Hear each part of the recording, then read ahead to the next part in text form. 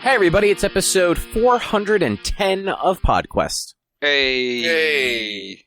It's Wednesday, June 22nd. Sorry, I didn't have the paper up. 2022. I'm Chris. With me is Droo. Hello. And Walnut. Hi. How you guys doing? Doing all right. I'm doing. Did you calm down?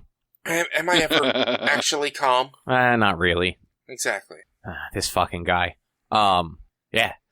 I'm surprised it hasn't started raining. It looks like it's drizzled off and on, but it hasn't downpoured like it was supposed to. I was supposed to do some of the lawn mowing during lunch, and I didn't because I was like, fuck it, it's gonna rain, and I don't really care. And then it hasn't rained, so I should have done some of the lawn mowing at lunch because it was a nice cool day out today to do that. Yeah, when I got home at 4, I just ran the dogs out because I thought it was gonna pour. It was cold. Well, not cold, but colder than it has been. The wind was really heavy. I'm like, oh, it's going to pour any second. And yeah, it just hasn't done that yet. No. It's fucking weird. Yeah. Anyway, Droo, how'd you like that Motion City soundtrack concert? They were fucking real good live. What, did you get there for the opening band at all? 3 songs. Okay. They actually weren't bad. Yeah. They weren't balanced well. Was a problem. Yeah. And the comedian that opened up even before that, he was all right. He was kind of funny. That's good. Yeah, he did a 15-minute set. I think he was he's a friend of somebody in Motion City Soundtrack, so they just got him to open on the tour for them. Wouldn't surprise me, especially considering all the comedy connections the drummer for Motion City has. Because he's done Doug Loves Movies a bunch of times. Oh, I didn't realize that. Yeah, that's actually kind of what got me back into them after not really listening to them for a long time. Was years ago he did a whole bunch of Doug Loves Movies right as Motion City Soundtrack was breaking up for good at the time. 4 years ago that they then almost immediately got back together. No, this was 7 years ago when they broke up and immediately got back together before breaking up and then getting back together again. Yeah, bands are weird. But they did. They put on a really good show. Yeah. You probably would have enjoyed it, Rich. What was that? The Motion City soundtrack you're talking about? Yeah. I've never really listened to them. Oh man, they're really good. They are. And they play. It was so this tour was supposed to be the 15th anniversary for Commit This to Memory In 2020. Then it got delayed, and then delayed again, so it was the 17th anniversary tour. So they played that whole album, start to finish, to start their set, and that album's just all bangers. It's all nice. So good. And it's everything's none of the songs drag either. So they played through those in an hour. Mm-hmm. Mm-hmm. Nice. And then they wrapped up with another 10 or so songs from various albums. That sounds about right. Yeah, it was a good time. And I knew their music wasn't it wasn't normal punk or pop punk music where there's a bunch of breakdowns and stuff. But Mm-hmm. I was still I wasn't expecting the crowd to be as mellow as it was basically the whole time. Yeah. Except there was this group of guys next to me who were kind of drunk and they were only a little obnoxious. They were bouncing off of each other, and you could tell they were trying to keep it amongst themselves, but occasionally it would just kind of they'd end up pushing people around them, but they always seemed to bring themselves back into their group, which was cool. They weren't purposely trying to get other people involved. But there was also this dad there, he had to be in his 50s, maybe a little older, that was the most hyped for the whole concert. Knew every fucking word, was jumping. He crowd surfed at one point. Yeah, I was gonna say, didn't he get up and crowd surf? Yeah, he crowd surfed and then came right back to where he was and was just as excited. It was interesting because I was 2 people away from him. Mm-hmm. But yeah, it was a good time. Good time. But I guess, Rich, what's on the agenda tonight? On the agenda, we got we have a new movie announcement that we're going to talk about briefly. Then we're going to talk about some Activision Blizzard bullshit. There was a obnoxiously long trailer for Xenoblade Chronicles 3 that was released today. It was a direct. It was an obnoxiously long trailer. Then we're going to talk some TMNT Shredder's Revenge. I'm going to talk to you guys about the Jurassic World Evolution 2, the Park Builder game, and then we got our book club with the Truman Show. That sounds about right. So we didn't talk about this last week. They announced Paddington 3. Yeah. I think that announcement was like right before or during or maybe even right after we recorded. Like it was like so close to like I completely forgot about it when it happened or after it happened, but I remembered it happened afterwards or something. Yeah, it's going to be called Paddington 3 Darkest Peru. So I guess he's going home. He's going home. Maybe he's going to go to where all the retired bears are. I mean, but the retired bears don't live in Darkest Peru. I mean, do they? Are you sure? Yeah, because remember, his aunt kind of came with him to like that port city, and then she was going to where the retired bears go. How do you know that's not in Darkest Peru? Because he was already in Darkest Peru. But how do you know Darkest Peru is like a continent or not a region? It's not just like a small spot. It's a region. Yeah, but why would the aunt come all the way to a port city just to go back? How do you know that port city wasn't also in Darkest Peru? Because it wasn't. It was in regular Peru. I would assume that, like, Darkest Peru would be more like the inland area. But to the point of why would they go back, like, that's where they were from. Why wouldn't they go back? Yeah. she needed to get Paddington to England, jolly old England, and then go retire where all bears retire. Because now that she's in England and she's going to visit, then she has to go back to where all bears retire. So it's going to bring her back to Darkest Peru. Yeah, I mean, like... Maybe. Who knows if she's even going to be in England still when this movie starts? She will. I'm sure she will. Like, they ended it with her just getting there. They're gonna... It's gonna be an adventure of them getting her back, is what it is. So, it's been... Paddington 2 came out in 2017. So by the time this one comes out, I think it's supposed to start filming next year. So it probably won't be out till 2024. The actors that play the kids are already, I think, in their 20s. So, like, they're not going to be able to hide, like, them suddenly being, like, 10 years older. You don't know that I can't remember what the grandma's name was, but you don't know that she wasn't just there for 3-4 years. Like, I mean, that's fair. I got the impression it was she was coming for, like, a holiday. How long is a bear holiday? Like 2 weeks. How long is 2 weeks in bear time? The same as our time. They don't live on a different plane of existence. You never know. You never know. Like, Paddington was in prison for at least 2 weeks. Man, or 2 months. I'm sorry, like 2 months. 2 months. No, yeah, it was 2 months because he could only get visitors like once a month or something. Yeah, it was once a month visitors, and I think 3 months because he had 2 visits, and then the third one they didn't make it in time. So he was in prison for 3 months, made friends with everybody in prison. Yeah, and made the prison like the best place in the world. Yeah, I actually reforms criminals. Yeah, I hope they don't drop the ball with the third one.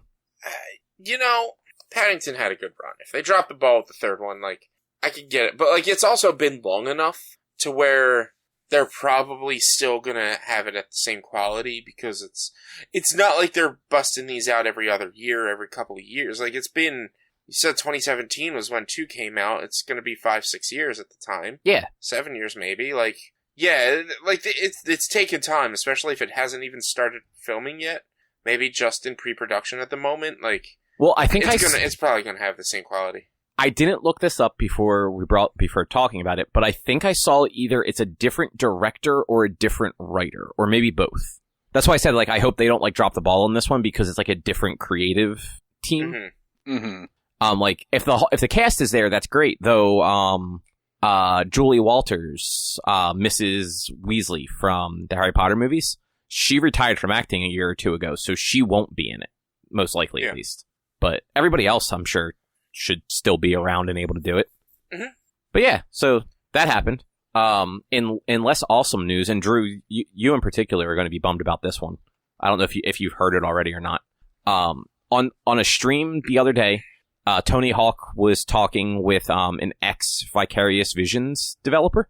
Mm-hmm. And apparently the plan was during and post-development of Tony Hawk Pro Skater 1+2 that Vicarious Visions was going to then roll right into making a 3 and 4 remake. And then they got rolled into Blizzard to work on fucking Diablo. And that isn't going to happen now. Yep, which is lame. Yeah, like, what a fucking bummer. Because, like, But I'm sorry, but, like... Well, sorry, Rich, go ahead. But skateboarding in Diablo, like, come on, think about Diablo, but with that rockin' awesome pop-punk soundtrack. If only. Like... I mean, listen, I have to take them on their word that it's definitely not going to happen, but it would be hilarious to see Tony Hawk Pro Skater 3 Plus 4 remake where one of the hidden characters is Diablo or Deckard Cain or both. Yeah. Like, it has to be Deckard Cain. Old ass Deckard Cain. 100%. I mean, that would actually be really funny. And, like, it's not like they don't have a history of doing, like, those, like, goofy, like, hidden characters. oh, yeah. I mean, there was a skeleton and an alien in this first remake. Oh, I forgot about that. I was thinking of, like, Officer Dick and Spider-Man and Darth Maul. And Jack Black as Officer Dick in the remake. Right. Man, that remake was so good. It really was. And, like, having a 3 and 4 remake would be even better. And, like, why fold a studio like that into just being a support team for Blizzard? Like, that is the dumbest fucking move. Because Activision's stupid. They are. I mean, look, all the shit they're going through. Like, they're just idiots. Best case scenario, and it won't happen, is Microsoft gets a hold of them and goes, no, you just go make Tony Hawk games. It's fine. Just go figure it out. Like, you're not making Diablo anymore. Like, Blizzard's had a decade to figure this out. Y'all aren't fixing what they can. And that's assuming Diablo 4 is going to be bad. Like, it might not be. Right? Honestly, Diablo 4 is probably going to be great for Diablo fans. Like, it's probably going to be just as good as Diablo 3 is now, hopefully. Just, like, hopefully they don't try to bring back that auction house again, because that was stupid. Man, the live money auction house was the best part about Diablo 3. Okay. You could be rich. I mean, you could, No, but it also I'm broke rich. the fuck out of that game. Yeah, no, it really did.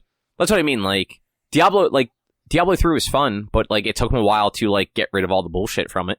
And, like, I don't know, Blizzard isn't exactly, like, they're not the Blizzard that they once were.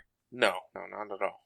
I'm still just sitting here twiddling my thumbs waiting for, like, a Warcraft 4 or something. But Yeah, we'll like, never get it. Like, what happened, like that Warcraft 3 StarCraft 3. remaster, didn't, like, people end up not really liking that?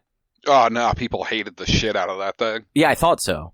And, like, people don't really like Diablo Immortal, which I can't blame them. But that's also, like, a secondary team that did that. It's still a Blizzard property, is kind of what I'm saying. Like, I know. people didn't like the Warcraft remaster. They've never done anything with StarCraft post, the one DLC for 2. Oh, well, they had 3 versions of StarCraft 2. Yeah, essentially. It was StarCraft 2 Wings of Liberty, StarCraft 2 Heart of the Storm, StarCraft 2 Protoss. Whatever the I fuck think it's the like subtitle was. I for some reason I'm thinking like Void Stalker or something like that, but something Void Into the Void maybe. I'm not really sure. I never played the 3rd one, which kind of upsets me because I love StarCraft. But Legacy of the Void. Legacy of the Void. There you go. They after those 3, like they never added any expansions or anything like that. I think Legacy of the Void was supposed to like wrap up a lot of the StarCraft story in general, because what was being built up in StarCraft Wings and Swarm were that the Zerg were going to take over, or another entity that was going to destroy the universe or the galaxy, whatever it is, the star system that they're in. So I don't really know what happened. Yeah, and I actually didn't. So I thought I guess I should say I forgot that there was more than just like the one thing. For some reason in my head it was StarCraft 2 came out and then they had one expansion and that was it. I mean, technically I guess you could say they had 2, but it was more of... Because you didn't need to play one to play the others, so it wasn't an expansion, but you needed... The stories were Terran, Zerg, Protoss storylines. Like, it goes in chronologically like that, so you needed to play the previous ones to know the next one. I think you're just making up words now. No. That's what it was. The chronological order of StarCraft 2 was the Terran campaign, the Zerg campaign, and then the Protoss campaign. Isn't Zerg the bad guy from yes. Buzz Lightyear? Yeah. Yes. But Okay. It's also the alien things. Toy Story is ZURG. The StarCraft race is ZERG. Now, Yeah. Did you know that or did you just look it up? I was 99%. I knew for a fact StarCraft was ZERG. I was 99% sure the Toy Story one was ZURG, but I did look it up to confirm. Mm-hmm. I'll accept that. You should have just owned it, Jordan. You should have just owned it. You shouldn't have admitted that you looked it up. You should have just owned it. Well, he's truthful versus you, who's apparently a scumbag liar. I mean, if it's something I'm correct about, I'm just gonna go with it. Like, oh yeah, no, I didn't look it up at all. No, I totally knew that from the back of my head. Like, I just reached in my mind palace and found it. It's cool. You very rarely know things anyway, so. Exactly. So you own up to it when you do. Speaking of things none of us knew, there was a fucking StarCraft remaster that came out in 2017. Like, of the first one? Yeah, apparently. Oh. See, I'm not a StarCraft fan, so, like, I've never played any of them.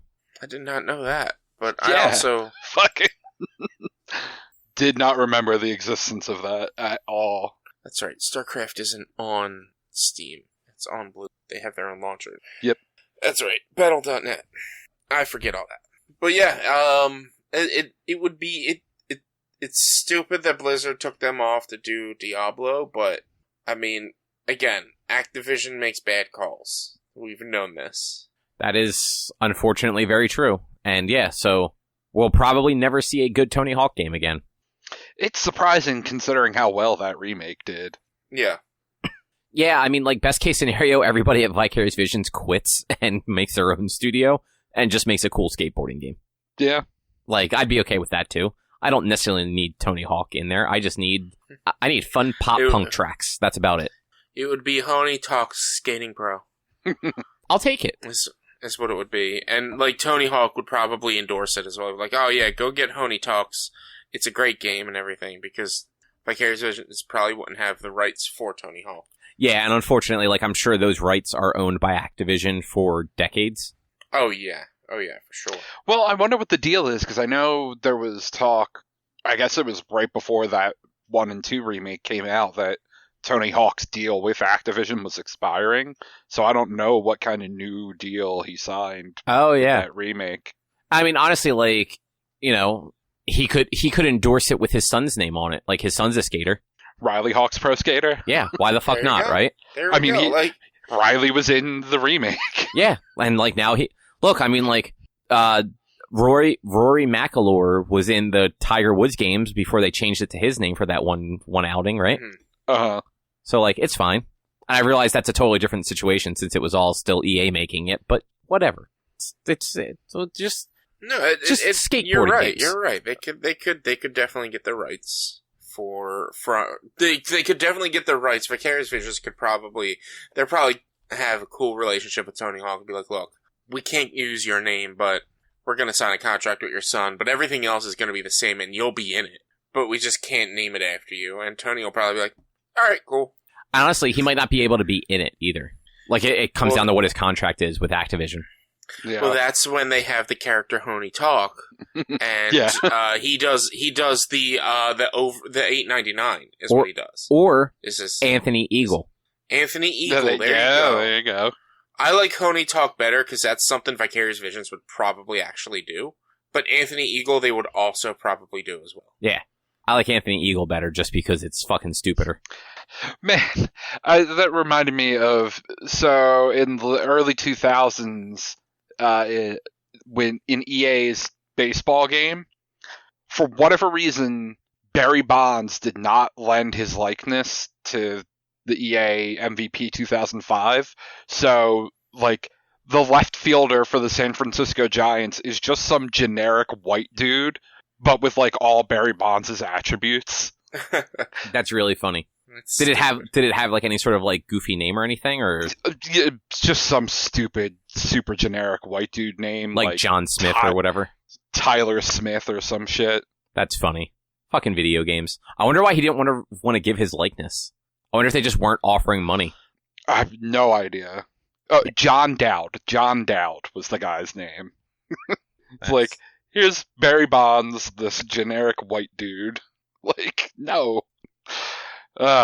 So weird. Oh, video games and real people likenesses. So last little bit of news that there was a Xenoblade Chronicles 3 Direct today. It was a 25-minute long trailer for Xenoblade Chronicles. Look, I know I'm being very, like, negative on it when I talk about, like, Monster Hunter Directs and whatnot, but, like, I watched probably about 5.5 to 6 minutes of this, and they showed the trailer, and then it's like, oh, here's the story of the characters. And they started telling you the story of all the heroes. Like, I don't want the story of the heroes. If I want this game, I'm going to get the game and get the story then. Yeah, that was the that was like the first 8 minutes, and then it went into explaining what the combat's going to be like, and all that sort of shit. Like, the things that actually matter, because those games generally have really weird fucking combat, and it's worth knowing what it is going into it, and not being surprised. I mean, I don't know. I can't say I agree or disagree on that. Like, I haven't really played I only played Xenoblade Chronicles X. And like, look, what they showed in the Direct makes the game look interesting, and I'm interested in it. But I thought it was a little overkill to have 25 minutes and then to go into detail about the story that's going on, and then I don't know, you said the gameplay, and then I don't know what else they did. But yeah, so, and that's the problem. Like, you did only watch 5 minutes of it, so, like, you saw essentially the extended trailer before they went in, and they did what they do with any Nintendo Direct when they're going to deep dive into things. Like, had they actually done an E3 trailer, they would have had 20 minutes on this game, because this is their next big game that's coming out. It comes out the end of next month. So Sunbreak comes out in 8 days. That is not their game, though. I mean, Xenoblade isn't theirs either. Xenoblade's Square, isn't it? No, it's Monolith. It is a Nintendo franchise. Oh, I always thought Xenoblade was Square. Oh, that's Xenogears. Yeah, I know that one. I don't think Monolith is necessarily owned by Nintendo, but the Xenoblade franchise, it's kind of like Pokemon. Yeah, Nintendo publishes it. Is this a series that needs a fucking 20-minute Direct? Like, do people actually fucking care? So I actually thought it was interesting, because, so, in Xenoblade Chronicles 2, you had, like, the whole, like, combat system was that whole driver blade setup, where you technically controlled the driver, and your blade was some sort of sentient being that gave you both a weapon and, like, special abilities. So you had blades that were, like, specialized in healing or defense or damage and whatnot, and, like, they were always behind you, and there'd be, like, this weird link between the two of you. And as you attacked, you'd basically be, like, charging up their specials the whole time. It ended up being, like a not a complicated system to, like, use, but it ended up having, like, a lot of, like, intricacies, especially as the game went on. Like, that was the game where, like, they were still doing, like, battle tutorials, like, 17 hours into it. Because, like, you know, you'd go through hours of this game with, like, kind of the same setup, and they'd be like, oh, hey, we're introducing a new thing now. Because they just threw so much in there. With 3, they're not doing that again. It's not the driver blade setup. It's all class-based, though. So you have 6 main characters that seems like they're going to be part of your group from the very beginning. It's not going to be like your general, all right, well, as we play through, we'll just slowly add people to this potential party. And each of them starts with a specific class. So, like, basically, you have a damage dealer, a defender, and a healer, or, like, the 3 base types. But they all have, like, tweaks to them on, like, how they heal or, like, what sort of damage they deal. But you can swap your characters to different classes, and it's actually recommended to do that so that you can essentially like combo things into your fighting. So it looks like you can actually change classes on the fly. There's probably some sort of cooldown so that you don't, like, abuse it. But so you could potentially, like, go in there, do a big attack, and then switch to, like, a defender to defend or something afterwards. I'm trying to remember what else was in there. There were, like, hero characters that you can, like, find throughout the game that, like, would add a 7th member to your party. And you can apparently fuse some of your main characters during combat to essentially make, like, when you fuse the characters, they basically become a mecha. And depending on which character is, like, the primary personality will determine what sort of abilities they get. So, like, it's got some interesting, like, ideas and stuff going on. Yeah, but here's what I thought was silly about this, and, like, this goes into, like, extended trailers and such. There's gonna be a tutorial about this in the game. Absolutely. But like they do hour-long, or they were doing hour-long directs just on when they revealed a new Smash Brothers character. Oh, 100%. Like this is not different for Nintendo. Trust, and I would watch the directs whenever they would incorporate the character, but the second they went into here's how the character plays, I would basically tune out because I'm just like I'll find out when I get in. Like, here's the difference though: the most recent Smash Brothers has sold 6 times what all of Xenoblade has sold. Absolutely, but also it's also Nintendo. Like I said, this is their next big game. They haven't done any sort of direct like an E3 type direct at all. So like this is them like, hey, here's our next big first party published game. Like here's all the information you need about it. I don't disagree. Like it didn't have to be 20 minutes, but I also don't think it just like it didn't drag on for 20 minutes. Like having played the last one, I was interested in this one, but I wanted to see like what the game looked like first before doing that. And now like I know what the battle system and stuff looks like, and that was what I was interested in. It literally dragged on about the story for 8 minutes. The story that you're going to then drag on about for 20 plus hours. It's a JRPG. It's like 80 plus hours. Come on now. But that's my point though. You dragged on about the basis of the story, and then all the characters and introduced all the characters in the first 8 to 10 minutes and talked about each and every single one of them individually. And then, I stopped when they, pushed on to side characters. And that's where I'm like, alright, if you wanna, and I'll throw Monster Hunter in the mix. Like, I get excited for the Monster Hunter presentations, the Monster Hunter stuff. Because they bop in, and maybe they're 15 minutes long. The first 3 to 4 minutes is the trailer, and then it's them just going over, this is the new monster that was showed, that's the new monster that was showed. It doesn't go into full-on detailed minutes about each monster. It shows the Azure Lightning Wyvern Astalos is coming in to play, and we've also incorporated the fire variant Rachna Kadachi into the next one, and stuff like that. Like, they go in, they say what it is, and then they move on, and then the rest of anything Monster Hunter is about the release date, and maybe amiibo shit and whatever, and blah blah blah, and that's just them trying to sell it. But, I'm going into something, if you're going to give me a presentation that's 20 minutes long or 25 minutes long and the first 10 minutes is about the story of the thing, then why am I going to buy this game when you're telling me the story of this thing? Because it's not telling you the story. Like, it's telling you, it's setting up the world for you so you know what you're getting into. Like, it's going to be an 80-hour game. Like, that 8 minutes that you watched is not spoiling any story for you. That 8 minutes that I watched is going to be 8 minutes in the intro video that I'm going to have to watch when I start playing the game. That's not how those games start, though. Like, you said yourself, you never played these ones. But I played Xenoblade Chronicles X, which was a totally different type of game. It was an RPG. It was a JRPG that when you load up, it explains the world. Earth blew up, and you're on this ship trying to find a new world, and you potentially found a new world, and so now you're going out to explore and uncover the mysteries of this to see if it's habitable for you and the rest of the humans. And then shit happens from there. But what I'm saying is, that what I just explained is what would have been in a direct, something that you already see in the beginning of the game. We're going to get the world overview in the beginning of the game.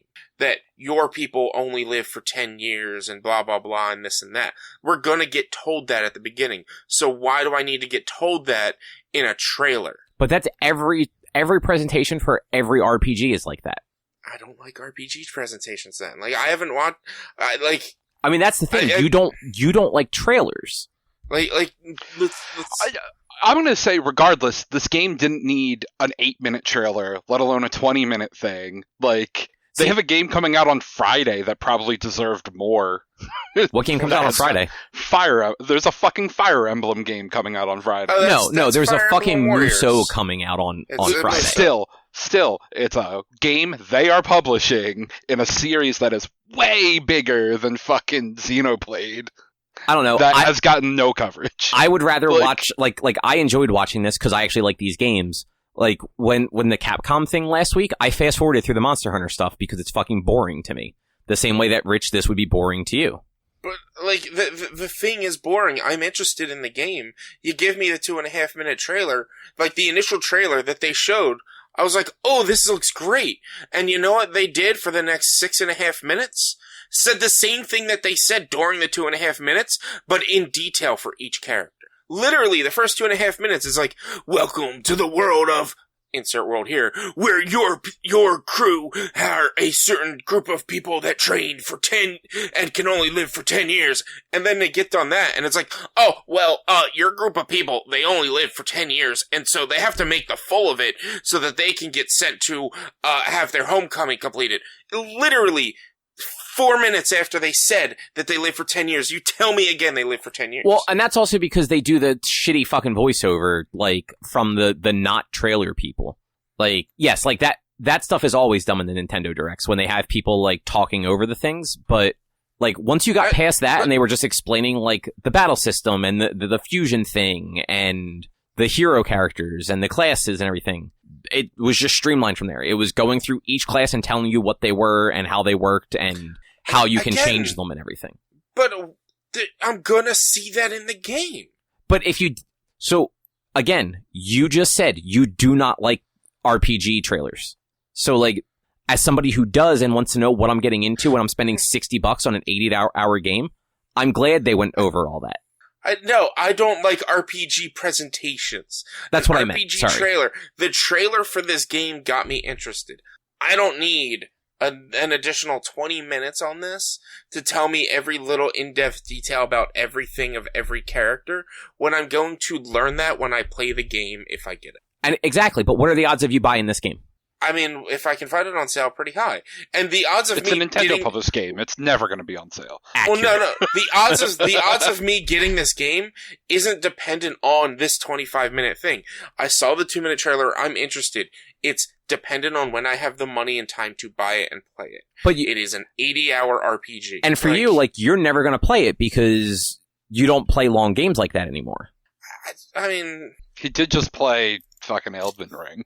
For 90 hours. And he hated it at the end. I hated it at the end because it really dropped in quality. Like, I didn't like how long it was because it was not made to be that long. But, like, they did it very poorly. There was no content after a certain point, or there was no redeemable content, and the reason it was so long was because there's so many goddamn bosses that don't affect your ending.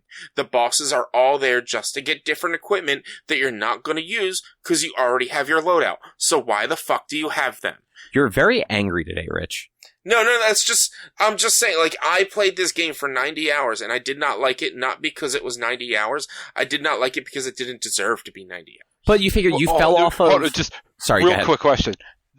Those other bosses for the equipment, did you have to beat them to finish the game? No, you didn't have to beat them. Then fucking... Well, there was... Don't.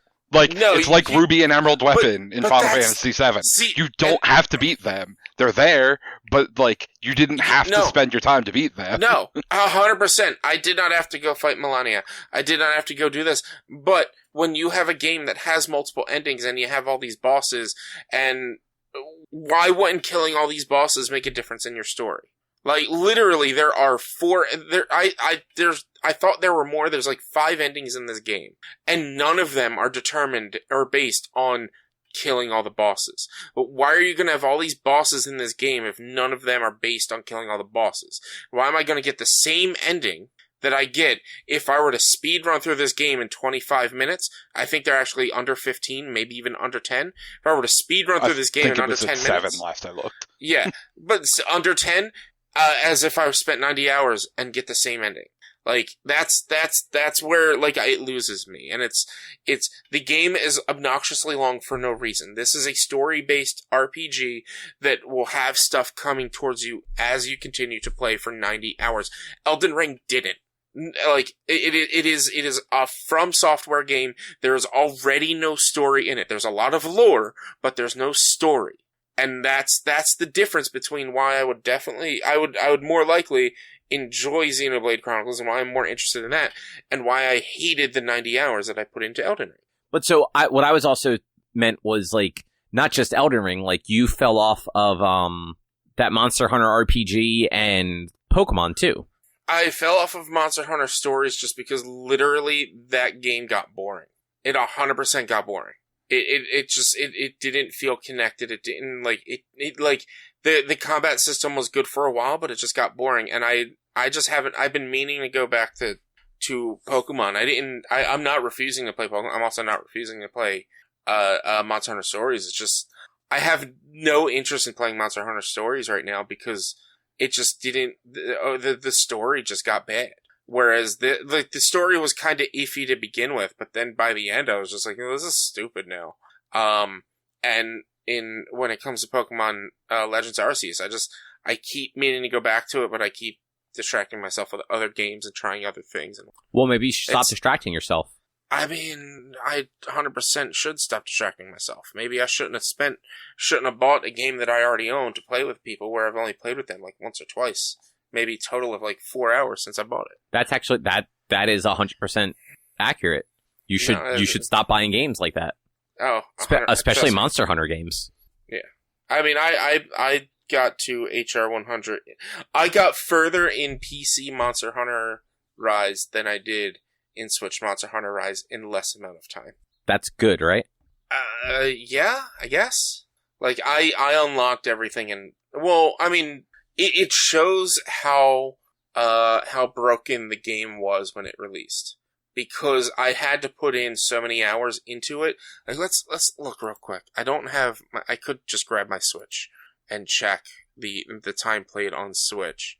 But I'm just gonna look at Monster Hunter Rise on Steam. So total played hours is 52 hours. 52 and a half hours on Steam. I know I have about 85 hours on Switch, maybe a little bit more. And I'm a higher hunter rank and better gear than I do in Rise than I did in on Switch than I do on Steam. And that's because when it released on Switch, they capped your hunter rank. They were stopping you from advancing any further. But this next content's coming out in a month, and once that content comes out, you can boost your rank in 10 minutes. It took me 82 hours to get to level 65. It took me 52 hours to get to level 104. That's a lot of hours.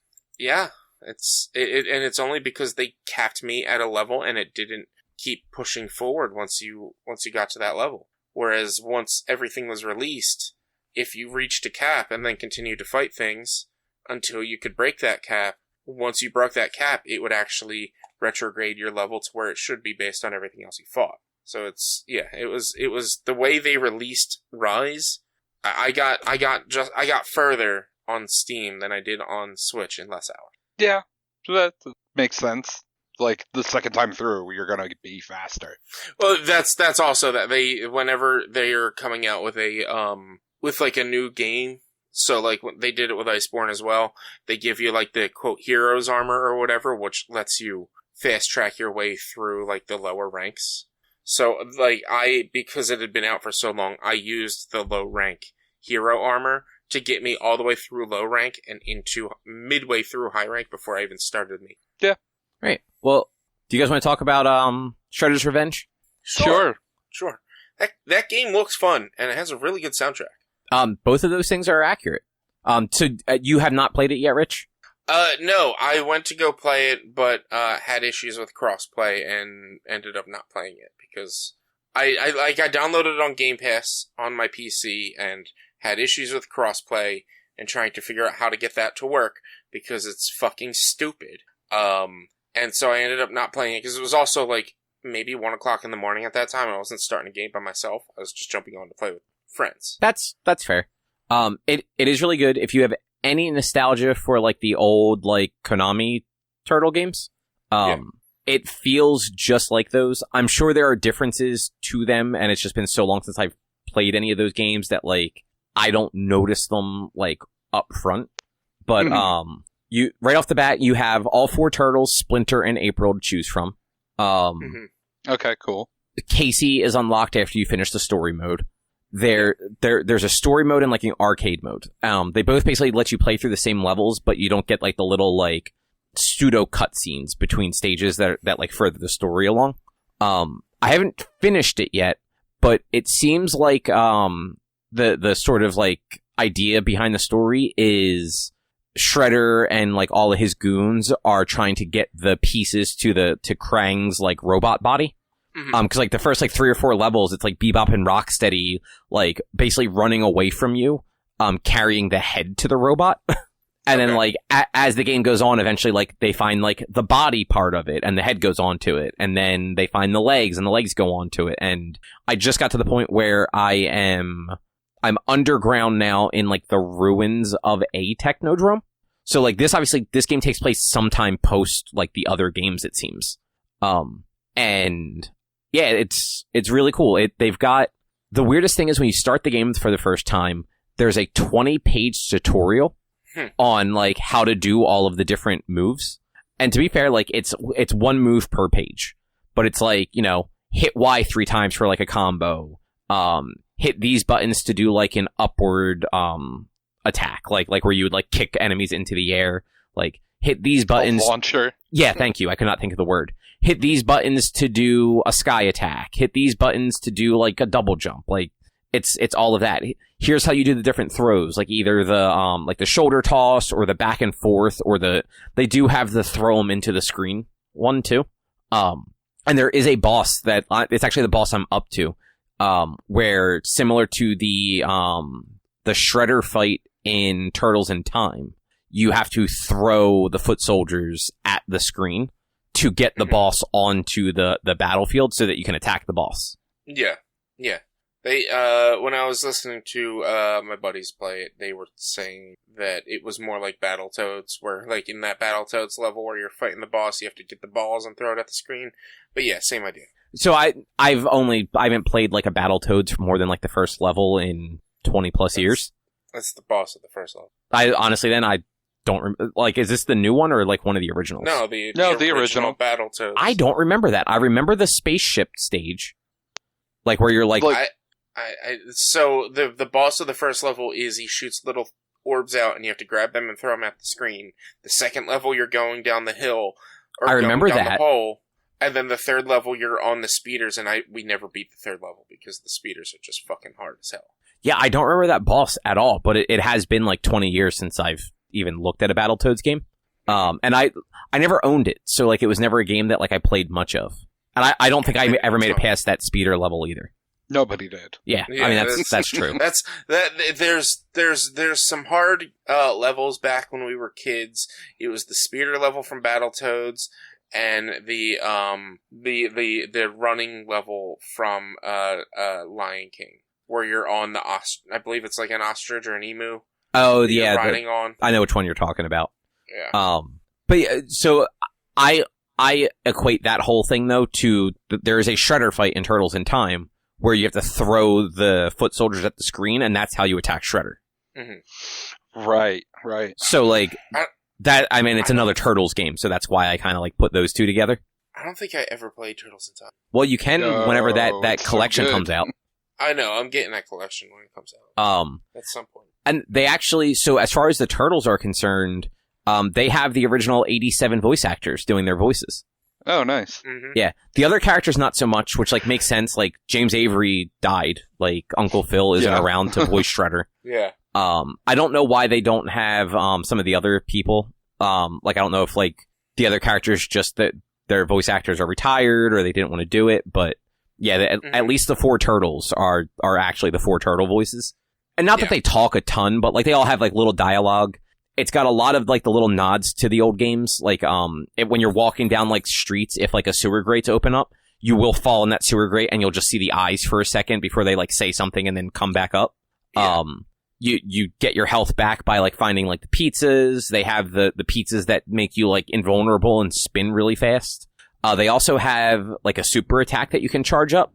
So you can, as you combo, it builds the meter for, like, your special attack.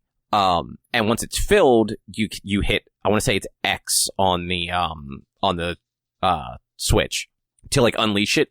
And it's usually, like, an AoE-esque attack where, like, anything in the vicinity of you is getting damaged and getting damaged pretty significantly. Super useful against bosses. But on the Switch, again, if you hit R1, every turtle in April will do like a little like pose sort of thing, and that will actually fill that gauge all the way.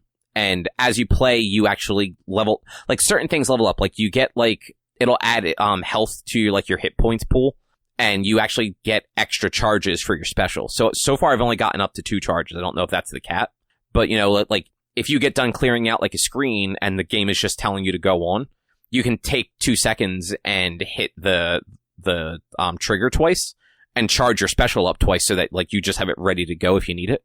And during some of the boss fights, because they have those sort of like repetitive patterns, you can kind of like chill in a corner and recharge your special while they're doing like their stupid pattern attacks, and then use your special against the bosses kind of like back to back to back. In some cases, it's actually the only way to like easily take down the bosses, because they'll have some sort of like, they'll either do like a rampage thing that makes it hard to just attack them, or they'll have like a shield or something where it's just easier to hit them with like that AoE attack and just do damage to them and not have to like roll around and try and get under them. You do have like a somersault, which I don't remember the other games having like this. And if you time it right, you will somersault through attacks. The problem is the default for the button is to move away from you. So if you're facing to the right and you hit it, you automatically go to the left. And if you're not hitting a direction when you hit this, or if it's not picking up the direction and you go backwards, you still get hit by the attack because you're basically just moving away from it for it to hit you a little bit later. So that's a little frustrating, but not terrible. And yeah, other than that, like it plays like these old games. It's fun. There's every level has like hidden stuff in it, whether it's hidden characters from like the cartoon, like the Punk Frogs or Irma or the newscaster guy whose name I can't remember. Yeah, they have all those awesome silly Easter eggs in it, and like let me tell you, I watched some streamers play it, and it gets kind of wild at some points. It's pretty fun. I'm not gonna say what I saw because you probably haven't gotten to it. But it's also cool that depending on what turtle you're playing as, you get like a different end card for each turtle. Yeah. So if you beat it as Leonardo, you're gonna get like 2 frames of one certain end card, whereas if you beat it as April, you're gonna get 2 other frames. It's really neat. It's not just all combined into one. Yeah, they do like every time you wrap up a level and they have like the little like interstitial like story beats. They're not like animated and voiced or anything like that. They're like a step beyond just still images, because they do that like weird like motion graphic sort of thing. Sometimes there's a little bit of dialogue, but not much. But those are always like group things. Like at this point, like it's all 4 turtles, Splinter and April are always in those, which is cool because it's basically saying like, okay, yeah, no, they're all together. So if you're changing characters, like it makes a little bit more sense. I will say changing characters is super frustrating. It's not obvious how to do it. Like there's not just like when you're on the world map choosing your level, there's not just an option to change characters. There's nothing in the pause menu. You actually just have to back out of the game and go back to like, so if you back out of the world map, it actually takes you back to the character select, but then you have to back out again because your character's already selected. Okay. So like, it's not a problem. It works fine. And the game auto saves like multiple times throughout a level and when the level's wrapped up. So it's not like you're losing any progress. It's just for a game where you have all these playable characters, it's very obscure how to actually change them. You'd think there would be like, there's plenty of buttons on the Switch controller that aren't being used on the world map in any way, shape, or form. There's no reason why they couldn't just have a press the minus button to bring up character select.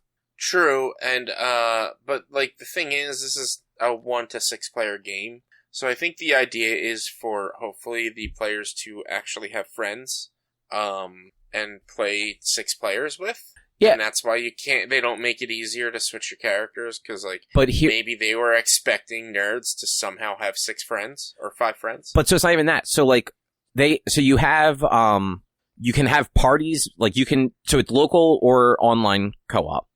If you're playing online co-op, you can either create a party and like invite friends or stuff like that, or you can join like a public one or create a public one. And when you do that, it looks, so I haven't actually joined one yet because whenever I tried, nothing's available. But it looks like you can and rightly so, you can only have one of each character of it like in a party. Yeah. So when you go in and like you're looking at stuff, it shows you, and you're doing this from the world map where you already have your character selected. It shows you what characters are already in use on those parties. So like it'll show you like, oh, there's 3 people playing on this game. Leonardo, Raphael, and Donatello are in use.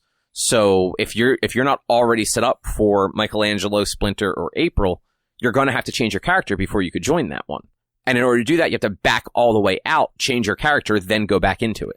Does it only show lobbies or groups that aren't playing as?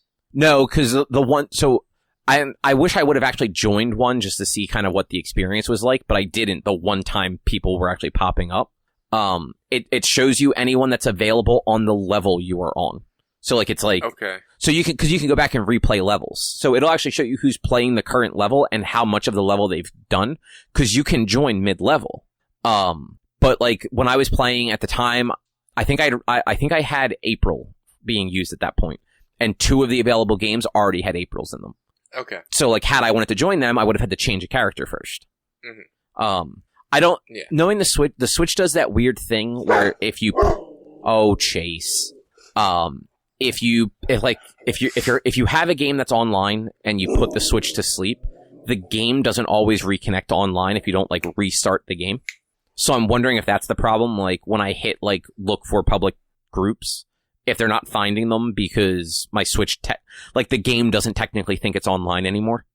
Which like wouldn't be surprising, but I also don't feel like quitting the game and relaunching it. I don't know. Maybe it might just be the fact that although I said I'm getting this for Switch and this feels like more of a Switch game, it might just be a lot of people probably didn't get it for Switch. But also, I would think a lot of people got it for Switch. Yeah, like I'm sure. I really feel like this game is a lot more accessible. Not a lot more accessible on Switch, but like this to me suits a Switch game. Like ever since I heard it was coming out, I was like, Switch game, 100% Switch game. That like it kind of like I don't know. I wouldn't think that the online lobbies would be minimal. Yeah, and I haven't really checked like how it is on PC because I haven't played it on PC. And the first time that I looked at them, there were tons of them. So I can't imagine that just suddenly like they're gone. That's why I think it's one of those situations where if I close the game and then relaunch it, it'll reconnect to the online servers. Because like the Xbox and PlayStation do that too. If you're playing like an online game and you put the console to sleep, it kicks you off the server and it has to reconnect. A lot of those games like auto reconnect or kick you back out to the main screen. Most Switch games don't unless online is required for them. And yeah, it's not worth quitting the game to restart it. Though they have a reproduction of the 80s cartoon intro that's really well done. It's animated. It's not like a 1-for-1 reproduction, but it's the same song, different, like somebody else is doing the song and like different animation, but it looks just like the old cartoon. Like it's so well done. I think it might have been in one of the trailers actually. I think so. Yeah. I don't remember for sure though. But it is on Game Pass on PC and Xbox. So like it's worth, if you have Game Pass, like it's worth just checking out there. I think it's 16 levels is how long the story mode is. But there's a lot of like collectibles and like replayability in the levels. So if you're like a collectibles person where you want to just get all the secrets, like there's reason to go back to each level afterwards. Yeah, and it's just I mentioned earlier the soundtrack is awesome. I actually listened to it earlier this week. It is really good. One of the songs, I think it's like Pizza Time or something like that, is the artist known as Mega Ran, who is a Philadelphia-born video game rapper. He does that song, which is really awesome. He's a cool guy. I think I've met him and I've seen him a few times. He's a cool guy. There's also like Wu-Tang did a song in this. Wow. Yeah. I didn't realize that. But I mentioned this as we were getting into it. I tried to play it, but the crossplay, they say the game is crossplay. I'm sorry, I don't think you're allowed to say that this is crossplay. You're not. Like, I don't think you should be allowed to. Yes, you can play on Xbox with PC people, but like, it is so fucking limited. But apparently it's not. But it's so stupid how they do crossplay. It's so fucked up with this. First of all, it's Xbox can play with Games Pass players and Epic Store players only, or people with Epic Store accounts. So Xbox can play with Xbox. Like, that's really what they're saying. Because who really has an Epic Store account? Like, come on. So many people. Yeah, but who actually uses Epic Store? You get the free game and then you brush it off to the side. Yeah, you never actually launched that game. Like, I would love to know how many people actually bought this game on Epic Store. So probably not that many, but how many people play Fortnite? Because that's how many people have Epic accounts. A lot. Yeah, a lot. I know. But, like, it's just... So, first, in order to cross-play with this game from Xbox and Game Pass, you need to activate and allow crossplay. There's no direct PC. Like, it is the Microsoft Store, it is Game Pass, and it is Epic Online, like Epic Game Store accounts. Those are what Microsoft can crossplay with. And you can't, like, if you have a friend online, you can play with a friend online, you can see your friend online, that's fine. If they have an Xbox account, because your Microsoft account is also your Xbox account, you can connect them online and boom, you're good. But you can't easily connect to Steam, which is the stupid bullshit of this. Like, there's no way to connect to Steam from this, except for apparently, and I haven't tried it because we found out today, Cobb, you found it, if somebody who's playing on Steam connects their Epic Games account to the game, and somebody who's playing on Game Pass connects their Epic Game account to the game, then they can play together. Which, it's just, that's backwards. That's stupid. That's how almost every single game with crossplay works. I've never found a game with crossplay that requires me to connect to a different service. Like, to... So, Apex Legends, for us to crossplay... Apex Legends, let me finish. Yeah. For us to crossplay, we both have to be logged in to EA accounts. Yeah, our EA accounts. Which is not our Steam account, or is not our PlayStation account. It's a separate account. Just like the Epic Game Store account is a different account. Fucking Diablo, you could... Well, doesn't have crossplay, but the cross-save, or Overwatch, better example. You have to log in with your Blizzard account on your console to crossplay with people on the other consoles. Fucking Rocket League has its own account that you log into that lets you crossplay. Fucking literally every game. That's how crossplay works, is you have to log into a separate account from someone else to get it to work. Yeah. Then again, I guess I didn't realize that this was Epic published. It's not Epic published. But so then why is it fucking Epic Game Store? Because this is it's an indie game, which means they have no sway or anything with platform holders. Epic Games probably offered them some sort of deal, like, hey, if you use our stuff, we'll take a smaller cut or something like that. Because Epic wants people on their platform. That's what Epic has been trying to get people on their platform for years at this point. And like you both, I honestly forget which one of, Richie, you said it. Like, you have an Epic Game account, you have the launcher. Every once in a while, you remember to go check. You see the free game. You're like, oh, I like that game. You buy it, and then you never launch Epic Store again until the next time you realize there's a free game on it. Yeah. And like, that's the thing. Like, Epic wants you to use their launcher, so they're offering games like this where they're not AAA, they're not first party deals to be like, hey, use our platform, use our service for your stuff, and like, we'll give you something in return. But you don't need I don't need the launcher. That's the thing. All I need is an Epic account. Yes, but by making you jump through those hoops, and look, this is not good, but like, the way the business end of it's probably thinking of it, oh, if people have to do all this to get it to work, they'll just buy it on our platform. Because like any game that I've done, I've done crossplay a handful of times. Anytime I've done crossplay, it was you jump into it, you have your little crossplay, like little title thing, like it's an account number or whatever, and you give your friend that, and then you're playing together.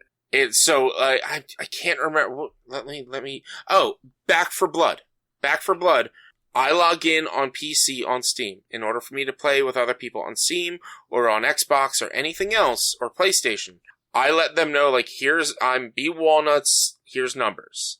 And they search B Walnuts numbers, and they connect us. And then we add each other as friends, and boom, we're cross. I didn't have to log into anything else. But I didn't have to connect to anything else. That other username came from whatever the Back for Blood publisher. Like, that's their account.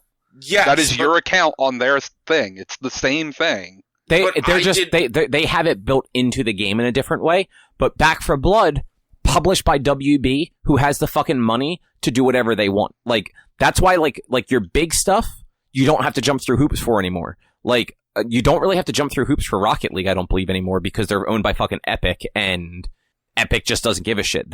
At this point, Epic has enough money and enough sway that they tell the platform holders what they want to do. Well, also, that game was the game that, like, made crossplay exist. Exactly. But the publishers were like, hey, we can make this happen. Yeah. Oops, it works. Tell us to stop. Yeah, Sony and Nintendo are still the two that are the most problematic for it, because they seem to just, like, right now with Turtles, there's 0 crossplay on PlayStation, 0 crossplay on Switch. And, like, Nintendo and Sony are both just, they are very hesitant to allow that stuff for, like, all sorts of reasons that, like, the ones that they give publicly are probably not their actual reasoning, but, like, honestly, it saves face for them because they're saying that they're just concerned about, like, basically children. They're the one. They want people to buy it on their system. Exactly. No, 100%. And that's my biggest problem with all this. And I know you're all just going to sit here and everyone. No, that's just how it is. This is my biggest problem. It's fucking 2022 now. I should not have to buy a game 3 times to play with people in separate platforms. I should not have to do that. If I want to play a game with somebody who has it on the Switch, and then I have other friends who have it on Steam, I shouldn't have to buy it on Steam and on Switch. Like, I shouldn't have to use my Xbox Game Pass and then do all this janky stuff that I think it's janky. Whether or not you think I think it's a lot of... No, don't... To connect to fucking Steam, I need to connect my fucking Epic Pass. Like, that to me, it is not something that connected to me that night.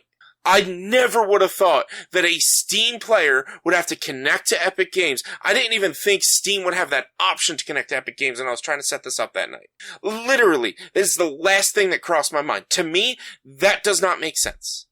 I'm not saying it's not dumb. It's definitely dumb, but, like, that's the world, unfortunately, the world we live in. Like, these companies want the money for themselves. They don't want to give you options to like buy on other platforms. And it's unfortunate that is like that, because the lack of crossplay honestly dissuades me from buying certain things. If there is no crossplay, then what am I going? I have to pick and choose what I'm just not going to get it. Like, if I cannot play this game that is out for multiple consoles with all of my friends when I buy it once, then I'm not going to buy it at all. And, like, that's totally your choice. It really dissuades me, because it's bad for the indie developers, and it's bullshit that companies like Sony, like Nintendo, like fucking Capcom is doing this, and are adamant they will never allow crossplay and cross progression with, like, Monster Hunter and shit. They will never do it. And it dissuades me from ever buying these games, because it's just like, why? Why can't you just do it? Why can't it just be done? Like, I don't know the background. I don't know programming. I don't know how this shit works, but it can't be that hard. No, it's not. That's the thing. Like, Epic proved it's not hard. They quote unquote accidentally hit a switch on their end and turned crossplay on between Xbox and PlayStation 8 years ago. Like, it is, so for indie developers, different story. They have less, like, infrastructure, obviously. But for major publishers, it's not hard to do it if their game was meant to be able to do it. The problem is the platform holders do not want you to do it, because if you buy a game on Steam and then you can just always go play that with somebody on PlayStation, PlayStation's not making money. They don't want that. They want you to have to buy a PlayStation and buy the PlayStation game. So they're going to block any way for you to play with people on other platforms they can, regardless of if you, one person, won't buy the game at all because of that. There are still way more people than there should be that are going to buy it twice. And it's dumb, but that's what people do. Yeah. They're going to buy a copy of it on PlayStation to play with their PlayStation friends, and a copy on Xbox or PC to play with their Xbox or PC friends. And it's a bullshit, antiquated system. Like, the whole console wars bullshit is over. It's not console wars, anymore. it's capitalism.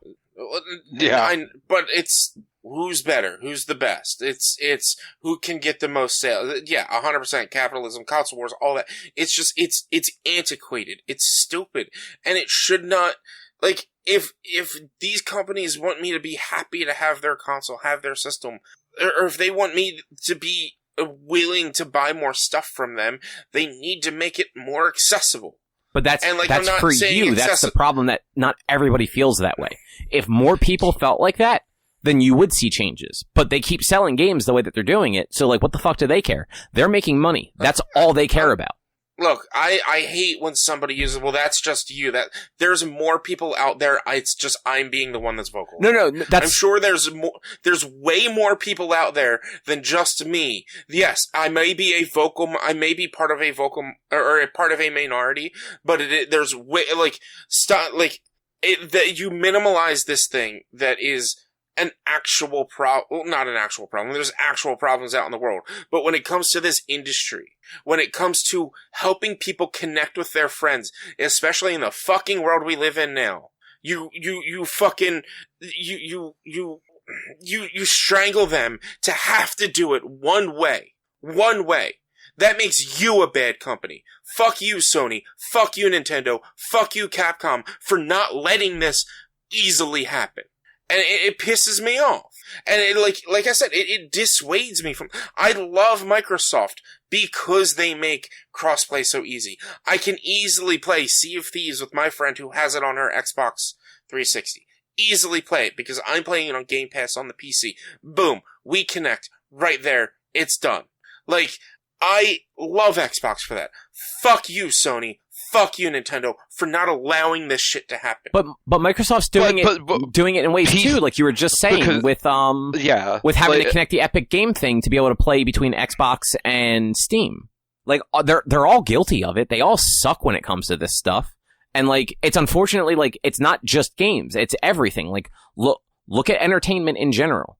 Look at how, like, you can't watch things anymore because every show that you want to watch is now on a different streaming platform. Like, you can't even watch half... So, the Phillies, this past Sunday... this past Sunday, you could only watch the fucking Phillies game if you subscribed to Peacock. It was not available on terrestrial television at all. You had to have a fucking Peacock subscription. And, like, my parents do not understand technology. There's no way that they would have been able to sign up for, download, and stream a fucking baseball game to their television. That's bullshit. But also at the same time, and I'm going to apologize. I'm not going to really apologize, but there's a difference between too many streaming services and not allowing me to play a game with a friend where you could just easily let me play a game with me. I mean, it all comes down to companies wanting to make money. Mm-hmm. Yeah, like I've already explained my disgust on Peacock and how I refuse to get it. It is stupid. Like, I want my Parks and Rec back. I want to be able to watch it all the time whenever I want, and same with The Office. But I refuse to get Peacock because who the fuck cares? And I look and I see, yeah, there's some interesting stuff on there that I would love to watch. But you know what? I'm just not going to watch it. That's that. But when it comes to something more communicative, something where you can do things together with other people, and the thing that's holding me back is a fucking button that needs to be pressed on somebody else's end, it's fucking bullshit. It's 2022. Like, that button should not have to exist anymore. Just let me fucking do it. You're not wrong. Like, I haven't disagreed with you about this at all. I'm just saying, like, it's not a problem with games. It's a problem with capitalism. Like, all these companies across every facet of things, all they care about is money. They do not give a fuck about you or you connecting with people, regardless of what they say. Like, Microsoft doesn't give a fuck about you playing with your friends. They care about whether or not you're giving them money every month for Game Pass and whether you're using it or not. And, like, that's the problem. Like stuff's never going to get better because, and when I said that before, when I said this was this was a you problem, I didn't mean like only you. I just meant like you have this mentality and like it makes sense. And there are more people that have that mentality, but there are still, again, too many people that are out there just buying games 3 fucking times so that they can play with their 3 different groups of friends. And that's why, like, these companies are just like, oh yeah, well, we're still making the money. Like, we sold copies of this game, so why should we let you play with other platforms? Like, just buy it on ours. It's stupid. When you single out that's a you problem, that minimizes what the actual problem is. It's like, oh, well, there's not that many people that actually... Yeah, there's actually more people that have this problem than you think. It's just when you sit there and be like, well, that's a you thing. That's a you... No, it's not just a me thing. I wasn't actually done my thought at the time. I wasn't actually done my thought at the time. You went off on your tirade, so I just kind of let you. But what I was trying to, like, what I just said is what I was going to say then. Like, it's a you problem, as in, like, you, like, people like you. Like, that want to play a game with other people, but don't think it's right to have to buy it on multiple platforms to accomplish that. And it's just, the platform holders don't care. Like, you know, I want to go back to the old school gaming days where the Sega had a different Aladdin than the Nintendo did, and like every game is different, right? Then I'll buy the game 3 fucking times. Like, and there's no internet. Fuck internet play. Or yeah, just stop playing games with people. Playing games with people is not fun. No, see, that's I don't see that. The point of playing games is to play games with people. Yes, there are single-player games, and there are games that are not a communicative thing. But when it comes to games like Turtles, like Monster Hunter, like Rocket League, that is a game, that is something that not necessarily has to be played on the internet, but is best played with other people. Think, like, when you went to the arcades, you probably never really went to arcades. We were beyond arcade timing. But no, I went to arcades. But like when you would go to an arcade and you would see a 6-player X-Men cab, and you'd put your quarter down to play next, and somebody would die, and you would jump in to play as that character. That was fun. That was a great time. Like, no, see, even as a child, I didn't like playing games with people. Like, I played the games when they were empty. Listen, Richard, we know Cobb doesn't like fun. I know, but I'm just I don't saying, like people.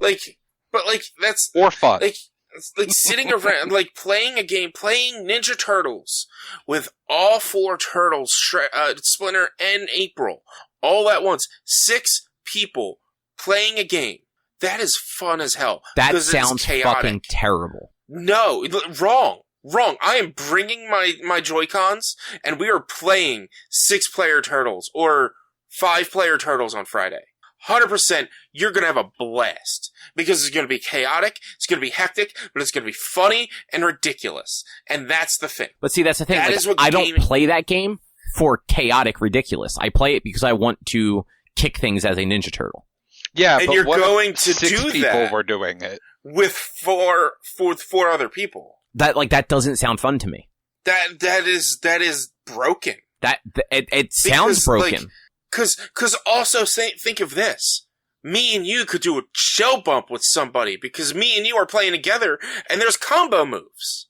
Like, we can do things together. We can work together. Yes, 100%. Sometimes playing games with people is a pain in the ass because people don't know what they're doing. They're going off on the end. You're taking your time trying to wait for them. Yes, certain people, you have to get into a certain mindset when it gets into playing games. But when you're playing a game like Ninja Turtles, an arcade game like Ninja Turtles, and all of you have your abilities and you're all popping them off at different times and working all together and everything else, that is fun. That is amazing. That is a great feeling. I disagree. But that is not why I play games. I don't want to play games with people. You're broken. I fucking hate broken. I hate playing multiplayer games. Like, I legitimately hate it. You're broken because that's a lot of the fun with Mario Kart, with fucking Smash. It's not about being good. It's about just fucking around with friends and like, oh man, I was in first place. I got the blue shell of death from the person in last place, and now I'm like in 8th place, and it sucks. But like, oh, this is still fun because I'm hanging out and I'm doing stuff with my friends and we're doing some crazy stuff and like.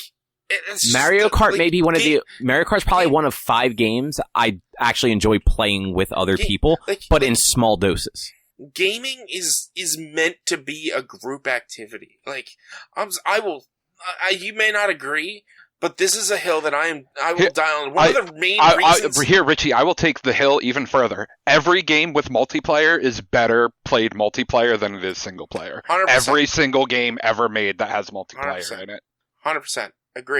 Agreed. Like, fighting games. Single player, fucking suck. Multiplayer, maybe the best thing out there. The main reason, one of the main reasons I started streaming was because it still gives me that sense of community and playing with other people. Even though it's just me playing, there's still other people there. I'm chatting with people. We're having a conversation, but we're also doing things. Sometimes we're playing together, sometimes we're not, but it gives me that community aspect. That is why I started streaming. That's why I'm trying to get more into streaming. It's like, that is the great feeling I get when gaming. That is what gaming is supposed to be, with people. Gaming, like, do you ever grab a board game and play by yourself? No, but I don't look at board games and video games the same way. But there are single-player board games. I'm sure you actually have one or two. You could flat out grab a board game and play by yourself. But you prefer to play board games with people, but not video games. Like, they are like, it's the same feeling when you're playing a board game with people as you would get when you're playing video games. I get super frustrated playing games with people. Like, playing video games with people. I'd rather just do it by myself. When was the last game you played with somebody? Oh, God, I don't even know. Like you mean like video game, right? Yeah. When was the last time you played a video game with somebody? Probably when the three of us played Apex. Yeah, probably. Oh shit, I forgot you played Apex with us. Like, I'll do it. Like, it's not like I refuse to do it. I just don't I'm never going to go out of my way or like be like, all right, yeah, no, like, I really want to play this with other people. Like, given the choice, I would much rather play I mean, Apex is a different thing because you can't play that game alone. Like, you can, but like, it's online. You're always playing with people, whether you're on a team or just against everybody. No, you could actually set your party up to no fill and you could solo everything. But he's saying, like, it's an online game. You're always playing, there are always other people in the game just because of, like, that's what that game is. Yeah. But like Halo, for instance, I would always rather play Halo single player than multiplayer, like campaign single player. Have you ever played co-op Halo? Yeah, a ton. It's better. I don't. I've tried playing fucking Halo. That game fucking sucks. I'd rather play. I love Halo. Fuck single player Halo. I'm in there. I love Halo. The Halo series is great. The story was great. The whole like gunplay was great. Everything was great about that game. Those games. The gunplay in Halo sucks. What are you talking about? For its time, it was great. Maybe it might have maybe for its time, it was great. Halo still feels better than a lot of first-person shooters on console. Except for Halo Infinite. Halo Infinite sucks. But when I found out that Halo Infinite didn't have a multiplayer or didn't have a co-op story mode, and they're just now adding it. Yeah, that was actually very stupid. That's fucking stupid. Because Halo, I've always played Halo co-op. The only game I never played co-op on Halo was Halo 2, and that's because I had to borrow a friend's copy who was the only other one who had it. So I borrowed it, I played it on easy to streamline through the story, because that's all I wanted it for, and gave it back to him and went right to Halo 3. Every Halo game I've played was co-op. It is a better experience. Yeah, I played Halo 1, 2, and 3 co-op and, like, single player. I had more fun playing it single player. You might have just been playing with somebody who sucks. I mean... No, it's because Cobb is like, if it's not done the right way, it's not fun. Exactly. No, God forbid someone go look for something for 2 seconds. Absolutely. It's like, no, it's gotta be fucking done. Absolutely. No, yeah, man. I don't, like, again, like, I don't refuse to play games with other people. Like, I would just, given the choice, I would rather play it by myself. And, like, I never go to play I don't play multiplayer game, like, online games. Like, I don't want to. Like, if I'm going to play a game multiplayer, I'm only ever going to play with people I know. Well, you could play with people you know. You could play Ninja Turtles with 4 people that you know on Friday. I couldn't, though. And you're going to could, like, locally. But, like, so, yeah. Again, like, I'm not going to have a blast with that. Like, I know you think I will, but, like, that is not the sort of thing that I want to do.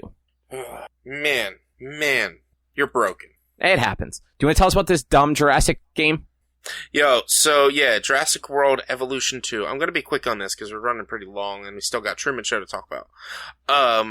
Jurassic World Evolution 2, it is the park builder as a sequel to Jurassic World Evolution. Is this the one where, like, the sort of, I don't even want to call it the trailers, but, like, the game almost looks like it's going to be something different and then it's like, oh, it's a park builder. I don't remember. I don't know. I don't know what the trailers or how it was, like, how it was advertised or anything. But there's multiple modes. There's sandbox mode where you can just sit there and make it park. there's an actual campaign mode, which, my god, the voices are so bad. Because it follows the story of the second Jurassic World game, or movie. Oh, why would they do that? What was that? Fallen Kingdom?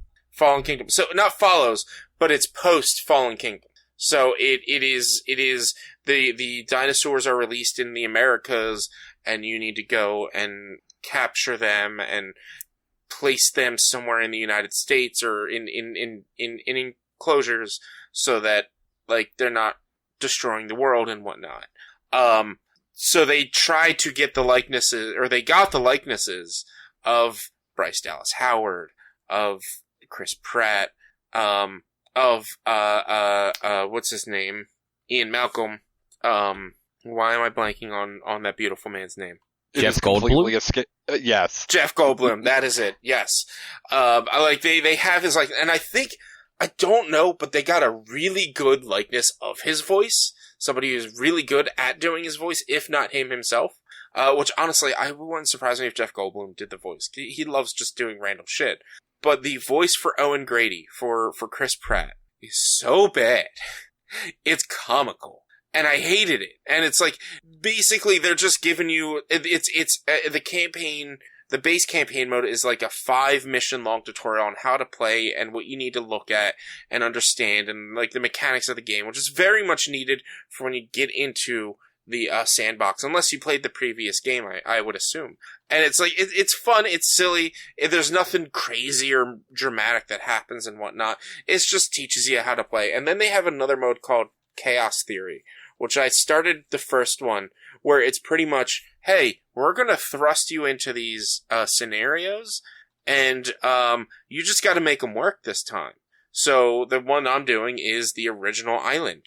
So I've got Dr. Hammond sitting there talking to me about building the park and everything, and the next thing I need to do, because I stopped midway through, is get a T-Rex.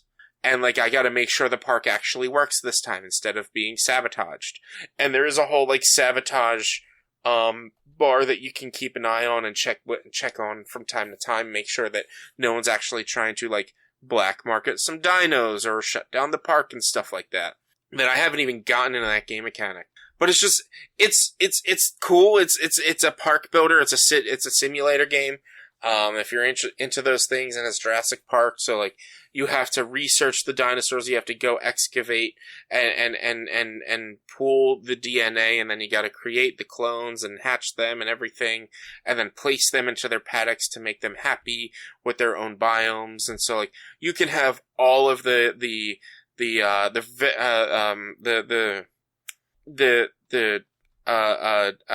plant eaters. Why am I blanking on Herbivores? Herbivores, that's it. Man, the guy who's been playing fucking Jurassic Park can't think of any of the names. You can put all the herbivores together, but if you try to put the carnivores with each other, they're gonna actually attack and fight each other and eat each other.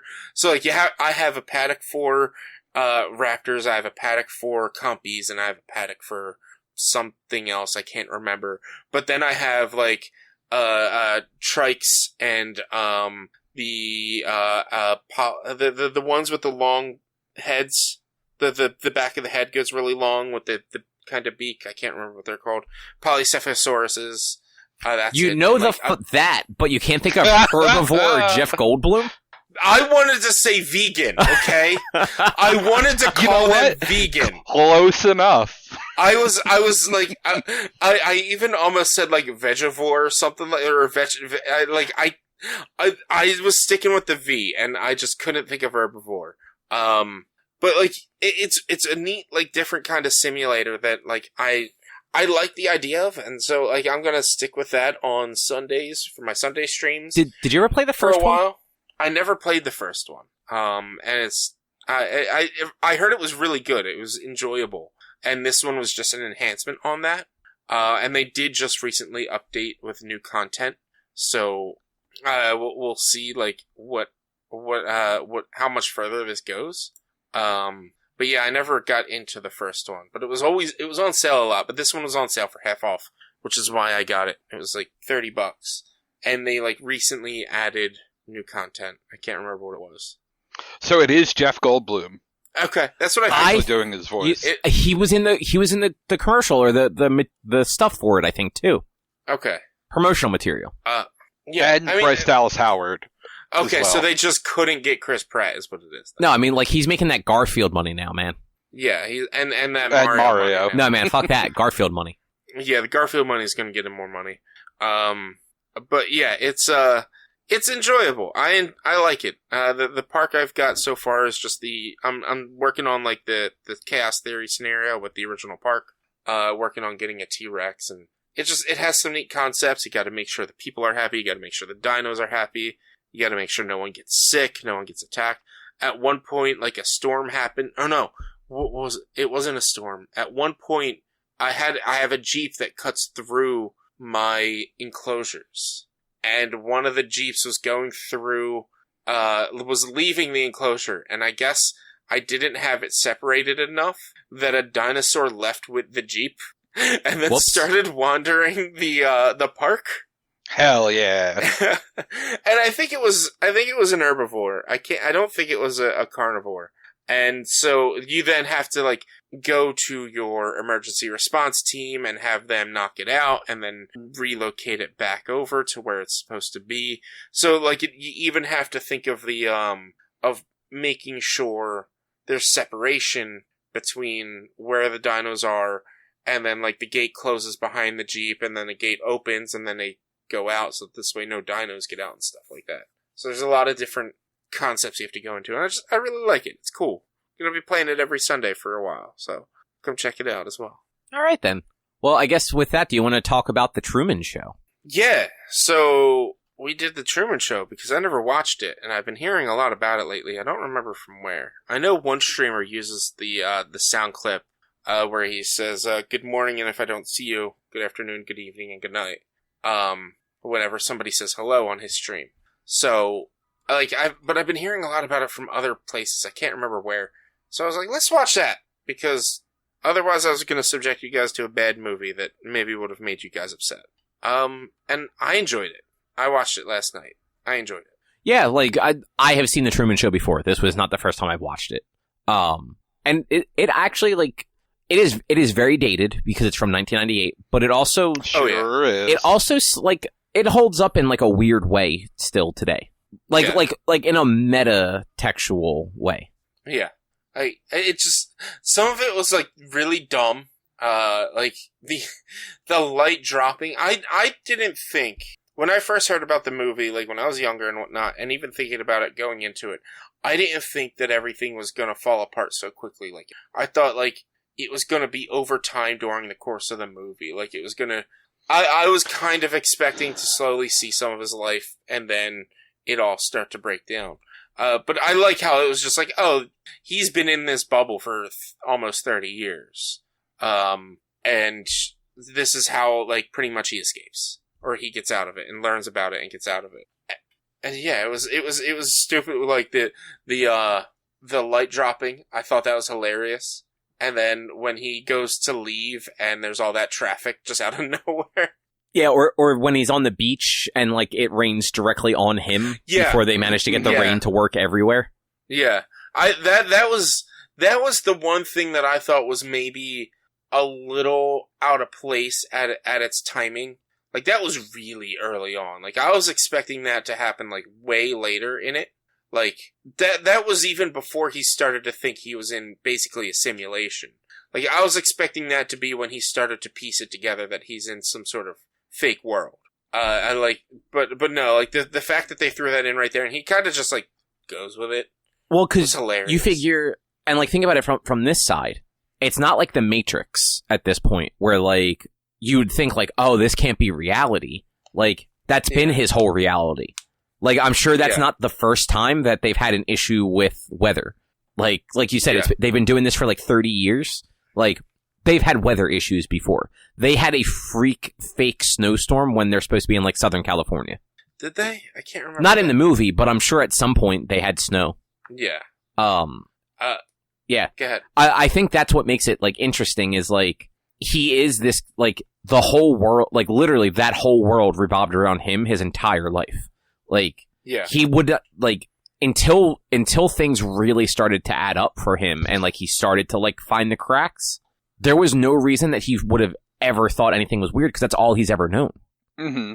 And like that's why it's like you're watching that and you're just like, oh, like there's so many weird things going on. Why doesn't he notice it? It's like, oh, because like literally this is been his whole life. Yeah, these weird things probably happen all the time for him. I love when he went into the building and like goes to enter the elevator, and you just see the craft table behind it. Yeah, and like the actors just hanging out back there. I was like, this is amazing. That was like perfect. Yeah, it's crazy to think that like they have an entire town, basically like staffed on call to always be available for a scene. Should he, like, in the middle of the night, like, get up, leave his house, and, like, go knock on somebody's door? Mm-hmm. Yeah. And then when he started to freak out, and his quote wife was like, "How am I supposed to work in conditions like this? It's so unprofessional." Yeah, and I forgot that the beginning of the movie, like, it started out with him married. Just because it's been so long. Like, I remembered there was that, like, I remember that there was another girl that, like, had been taken out of the show that, like, he remembered from, like, when he was younger, but I totally forgot that he was, like, married in the show at, like, the beginning. Yeah. Yeah, and that's what, like, really shocked me. It was, like, I was expecting it to be, like, a movie about, like, his life going forward, like from one point on, and, like, you learn about his life and then it falls, and not... Oh, like, the first day is, the first few minutes is day 10,400 and something or whatever it was. Which I had to do them. I was like, how long has he been in? It was like 20-something years, almost 30 years. Well, so I think it was over 30 years at that point because it had been 22 years since his dad died. Or, like, quote-unquote died. No, it was 310,000 divided by 365 is 27. So, I figured it was longer than that at that point. No, it's about, so like, and I think it was like 10,000, almost like 10,000 and a half.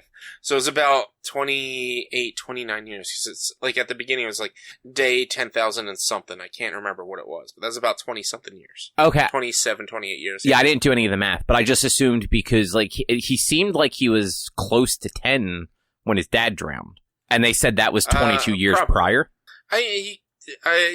Yeah, I mean, that would mean he'd be like 5 when his dad drowned if it was 22 years prior. Because that they said, they specifically said that he had been missed, like his dad was missing for 22 years. Look, it's probably just an arbitrary number where they didn't really think about it 100%. You're probably right.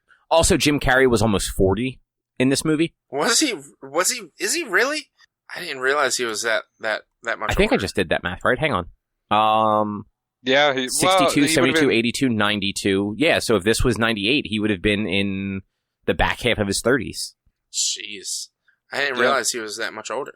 Or not that much older, but I didn't realize he was that old. Like, because he is supposed to be playing somebody in his early 30s to late 20s, early 30s. I mean, it works. He looked the part. I love, like, they went to incorporate the new, quote, love interest at his work and stuff like that. And I want to know what they did. I wish they showed his wife leaving, like what she said to him as she was leaving. I wish they showed that because I want to know like what they would have scripted for that.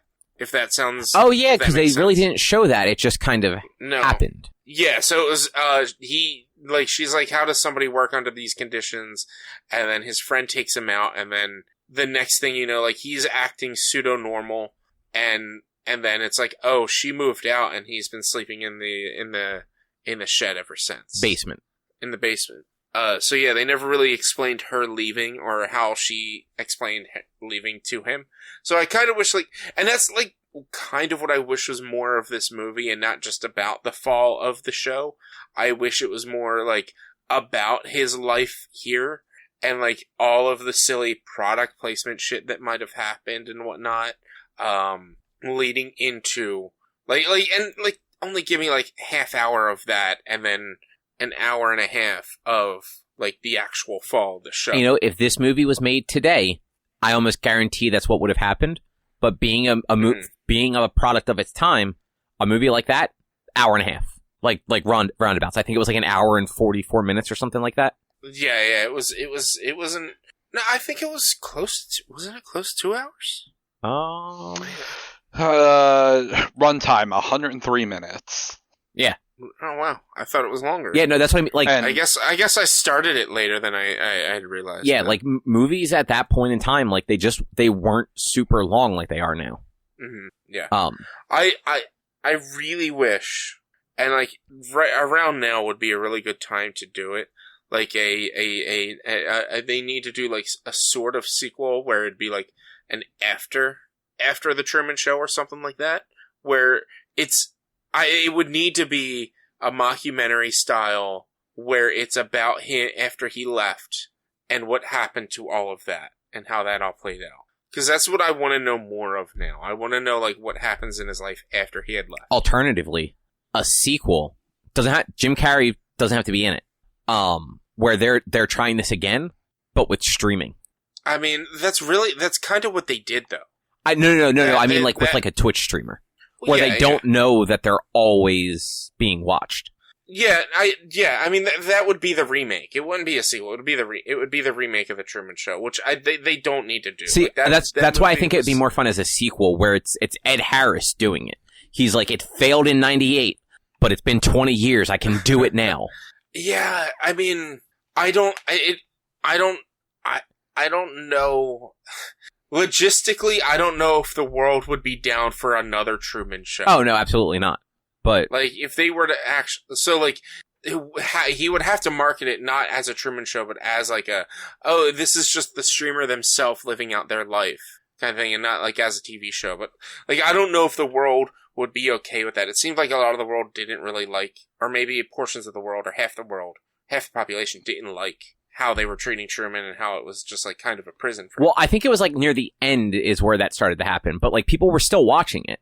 Like that's the thing. People watch people love their reality shows. But that's also the thing. You watch it because it's a dumpster fire. Like I used to watch American Idol early on because like you had Taylor Hicks who somehow won. Like this dude's not that great of a singer, and he somehow won against, I can't remember who he beat. But like, or like you had that one dude who was just the shittiest singer, make it like almost to like the top 5 or something like that, who had no voice. And it's like you watch it for the dumpster fire, and that's what I think that's what pulled people into the Truman Show. It's like, oh, this is gonna go to hell, and it's like that's why she had the pin. How will it end? Like a lot of people were mostly watching it because they wanted to know how it was going to end. I mean, you probably if Survivor started with their next season and they came out and said, "Oh, this is just going until they die," then people would still watch it. We would all start watching it. Honestly, we would all probably start watching it again because that's just like, I mean, it would be locked behind a paywall for 3 different corporations, and you'd have to pay each one of them in order to see it. But like, that would be like everyone would watch it. It would be the sports of the era. Like everyone's going to be talking about it. Everyone's going to have an interest in it, no matter how dumb or smart this is. It's, well, this dude's now stuck and doesn't know he's stuck here. Let's see what happens. Is it going to end? Is he going to escape? Is he ever going to find out? Like, that's why you watch it. Not because it's good, because you want to know if it's what's going to happen. Yeah. I mean, like, I don't disagree. The one thing, like, to think about, too, this movie came out before reality TV became what it is now. Mm-hmm. Like, this predates Survivor, American Idol, Big Brother, at least in the U.S. Like, up to this point, like, there were like game shows and stuff like that, and talk shows. There were like the MTV, like the Real World and Road Rules, but I can't think of any other like culturally relevant reality TV that would have appealed to the masses when this movie came out. No, I you're mean, right. Real World. I said yeah. Okay. I said Real World and Road Rules on MTV, but like nothing on like that. Nothing that would appeal to like just a wide swath of people. Like, Road Rules was very much meant for, like, teenagers and early 20-somethings. Mm-hmm. Yeah. Like, it's not that 18 to 35 demo that the TV networks are looking for. Yeah, like the first season of Survivor aired in 2000. Yeah, and I think the first season of American Idol was around that same time. So, also, just to throw out there, Jim Carrey, like, isn't always great in movies, depending on the movie. I think, like, 9 times out of 10, if it's like a full comedy movie and he gets to just be Jim Carrey, he's good. But, like, when it comes to, like, dramas and dramedies and stuff like that, he'd be very hit or miss. I think this was definitely, like, a hit for him, though.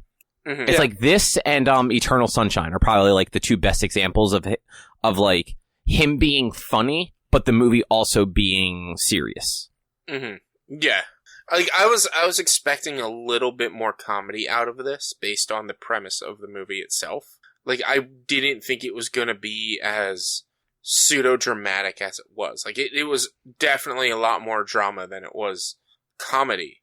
And so as I'm watching this, I'm like, man, I thought there was going to be more laughs. Like, the way I remember seeing commercials and stuff, this is supposed to be, like, silly. And so... But this, it wasn't, in my opinion. From what I remember and a little bit that I read, this was the movie that he took as a way to try and stop getting typecast as the slapstick comedy.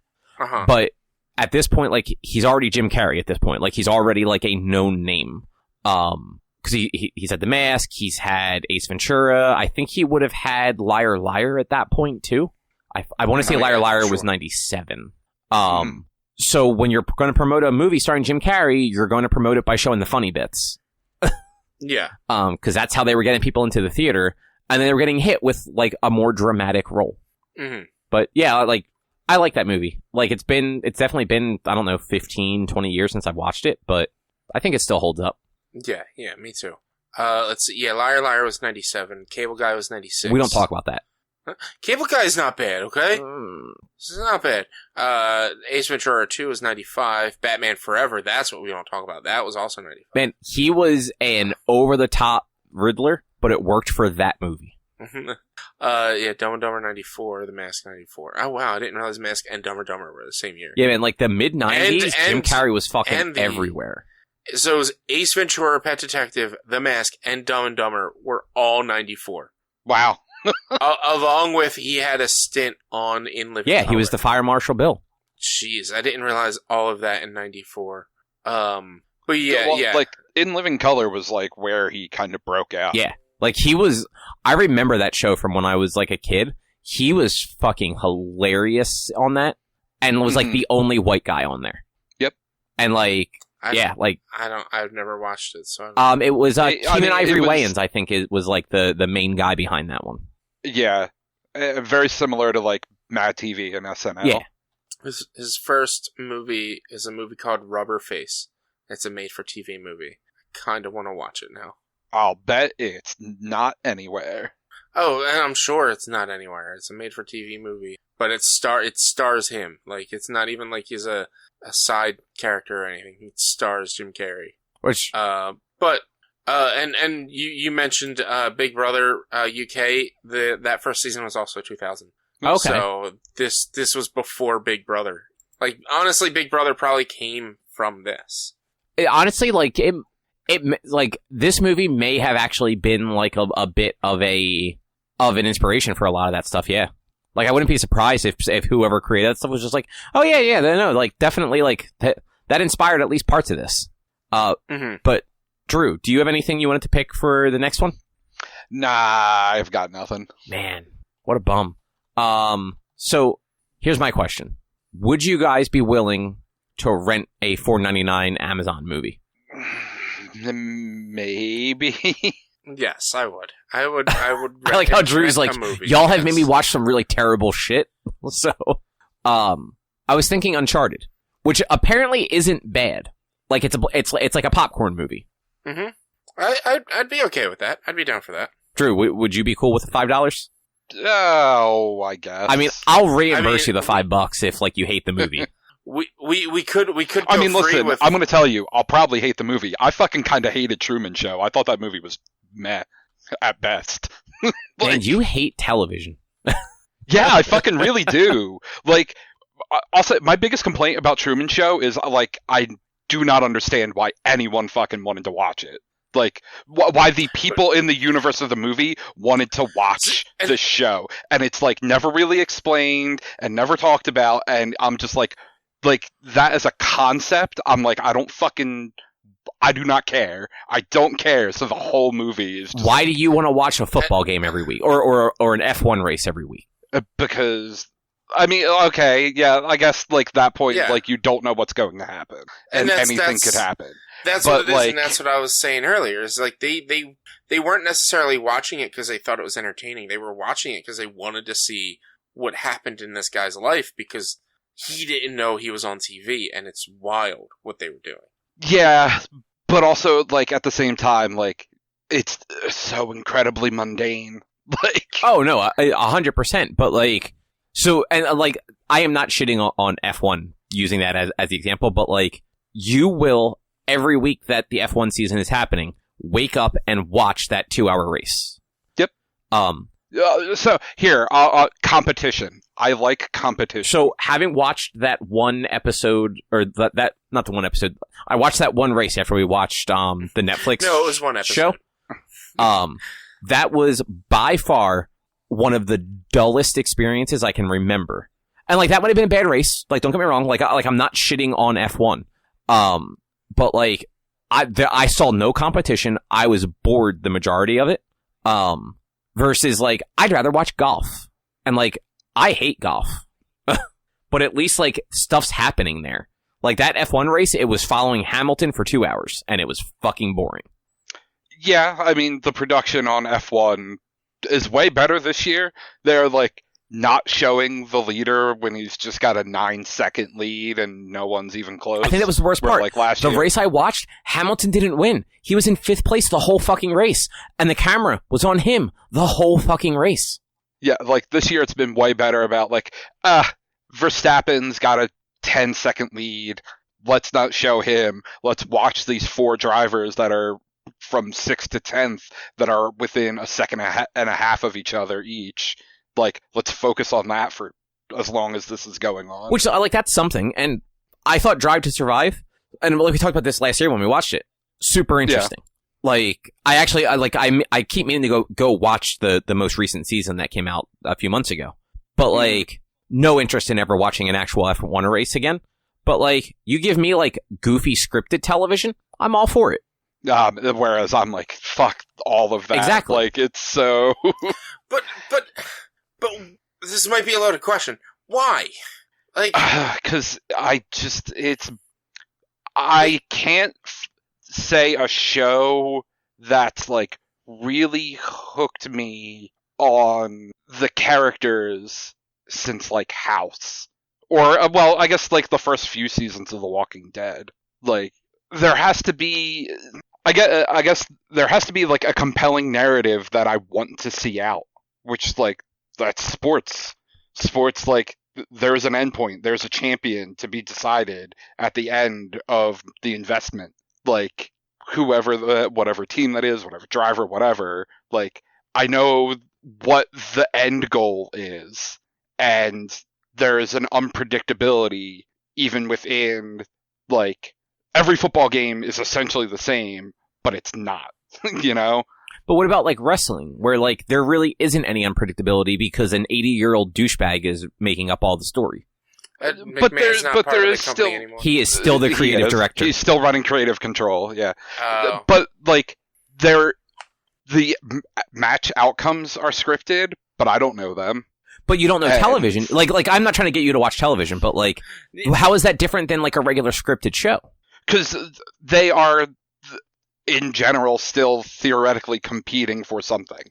There is a competition happening. But at that point, it's a fake competition.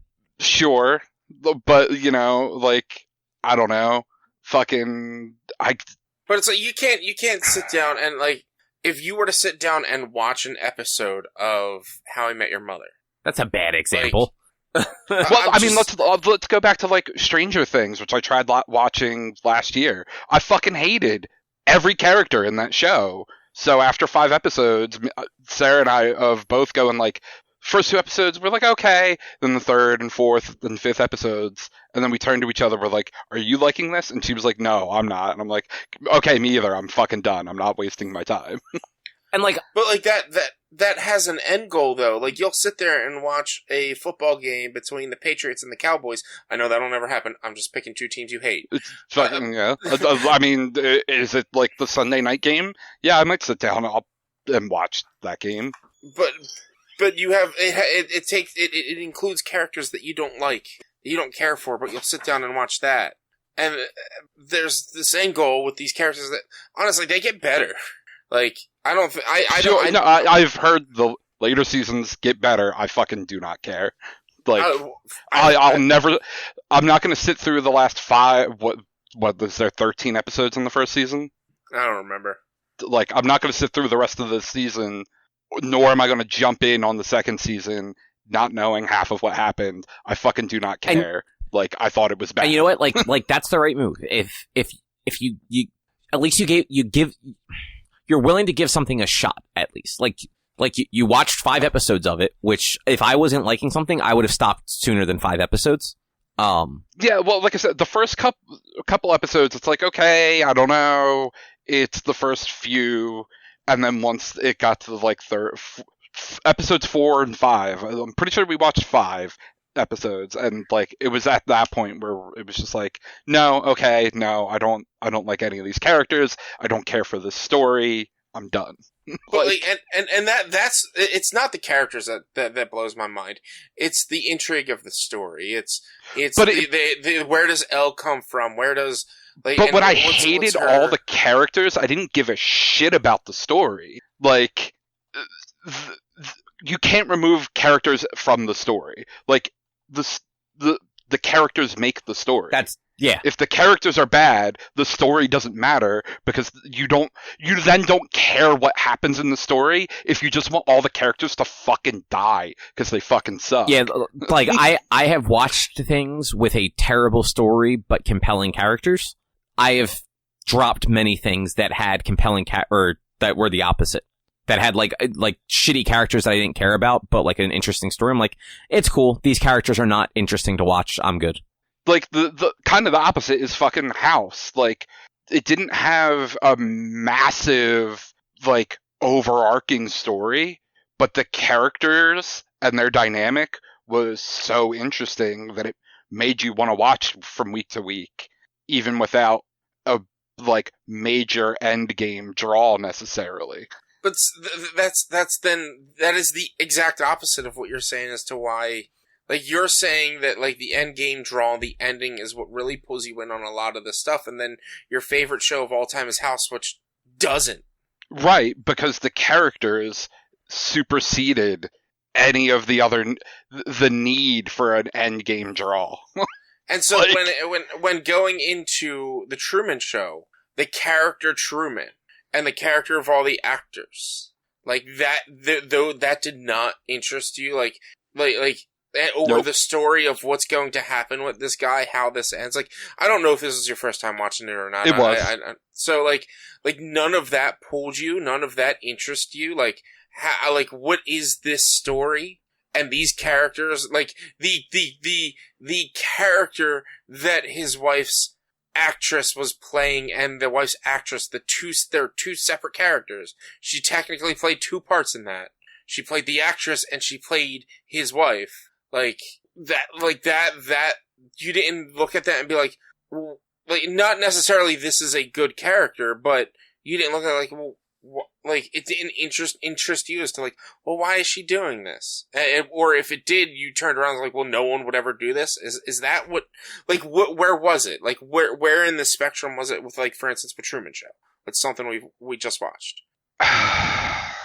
Well, the first thing that you said there, like, I don't know, like I'll 100% admit the Truman Show for me, there was neither a compelling narrative nor interesting characters, really. Like, maybe the most interesting character was Ed Harris's character, and like, why the fuck does he want to put on this weird show that he like adopted a child for? That is actually valid. Like, the characters in the Truman Show are not really interesting. Fucking and like, you never go into that. Like, there is nothing about why this show exists in the movie, And, like, that's where the maybe interesting narrative hook might have been, but, like, it's never brought up. He's in an maybe... interview at the beginning of the movie. Isn't that where he, like, explains the show? Like, I might have tuned, literally, the very beginning of the movie, I might have tuned it out a little. It basically, like, I can't remember what his monologue was. It's not really explaining why he did it, like what the whole idea was, other than to just see if he could do it. Like, I understand, like, what Droo means. Like, he was probably the character that had the most interesting kind of concept behind them, because, like, he was kind of a sociopath. Yeah. Because, like, the people in the world, you only really get to see them as the characters they're portraying. And those characters are nobody. So, like, Truman is really your only character in the movie.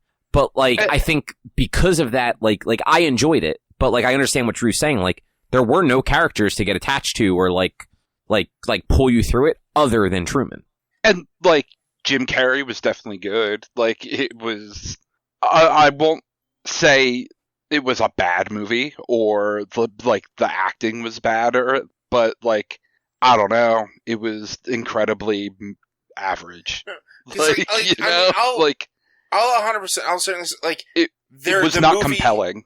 The movie was boring at times. 100%. The movie was boring. It's a drama. There were times that I sat there and I'm like, what the hell's going on?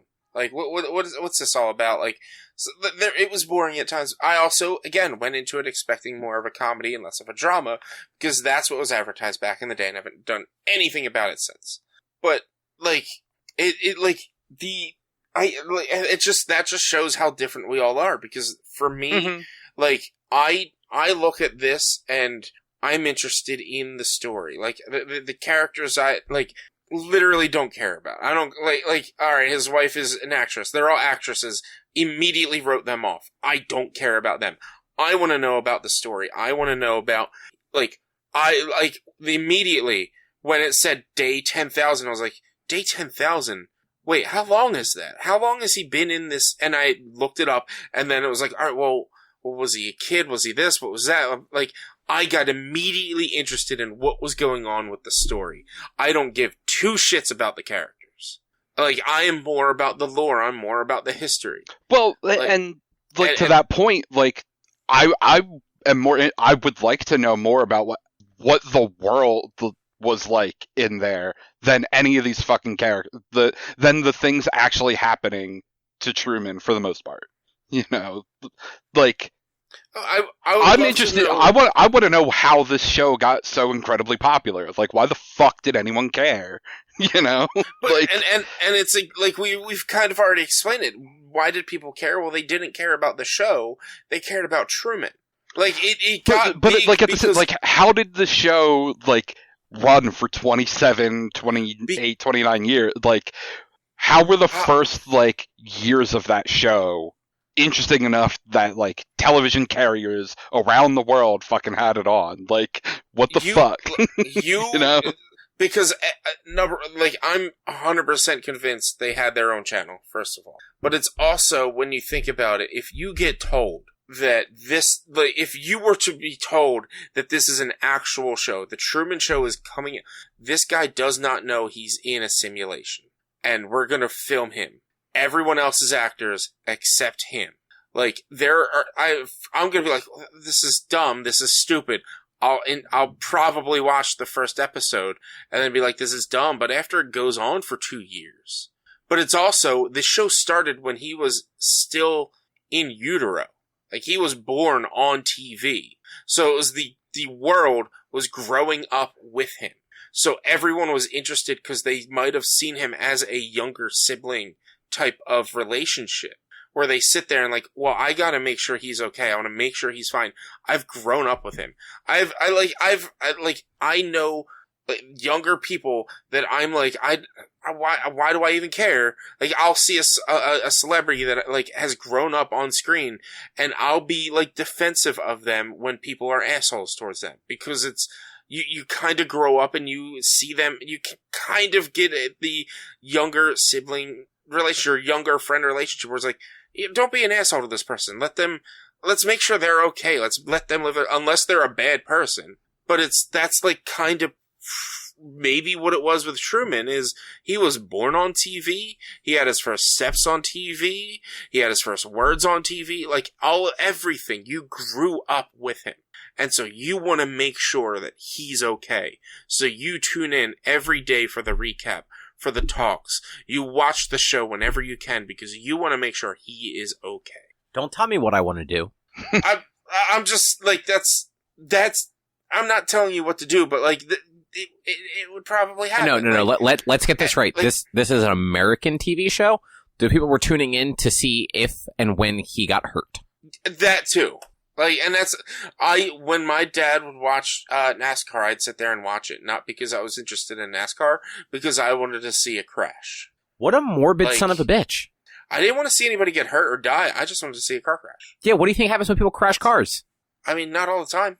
It's only happened like a handful of times. We watched an entire episode of the Formula One show where he got into a catastrophic crash and did not die. No, but he got severely injured.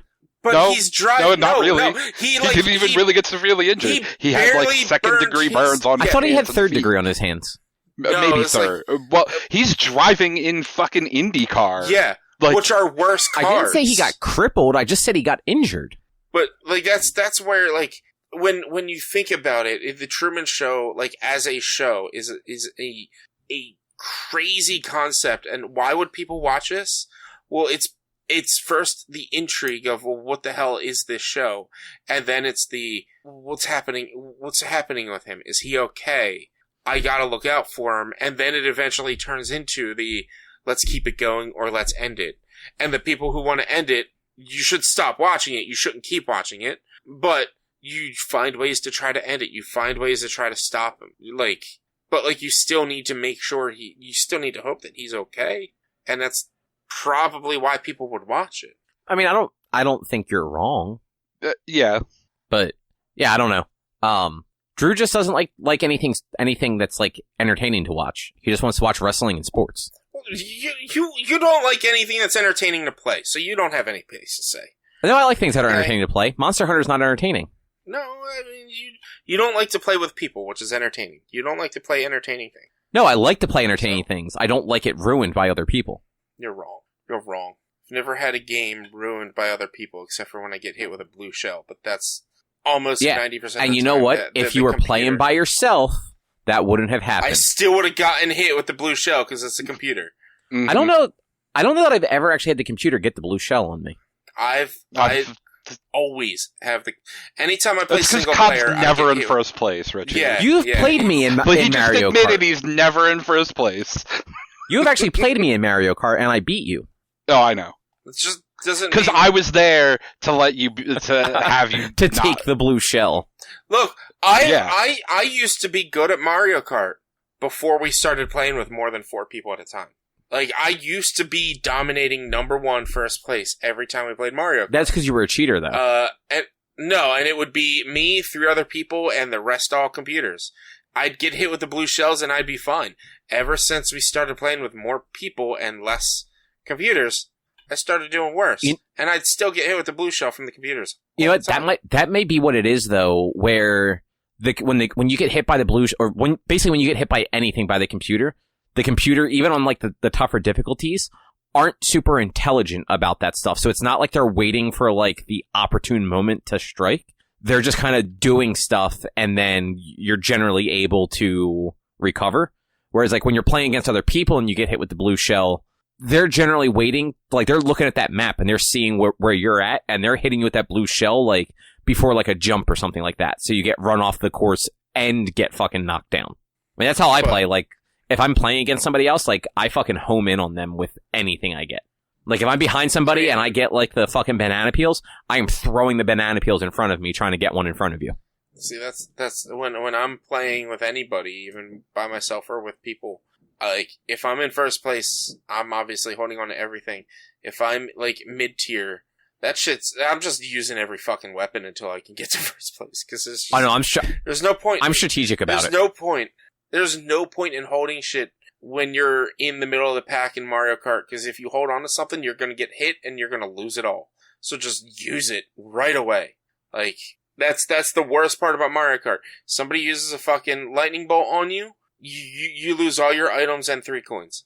So if you have the crazy 8 and then somebody hits you, you lose your crazy 8. All the items just pop up around you. Yeah, I mean, that is true, but, you know, you gotta take those chances. You gotta be strategic, man. It's like chess. No, it's Mario Kart. There's no strategic. It's Mario Kart. You use items the second you get them. Yeah. Unless you're in first place. The only time there's strategery is if you have a mushroom and you know there's a jump coming up. Then you hold on to that until you get to the jump.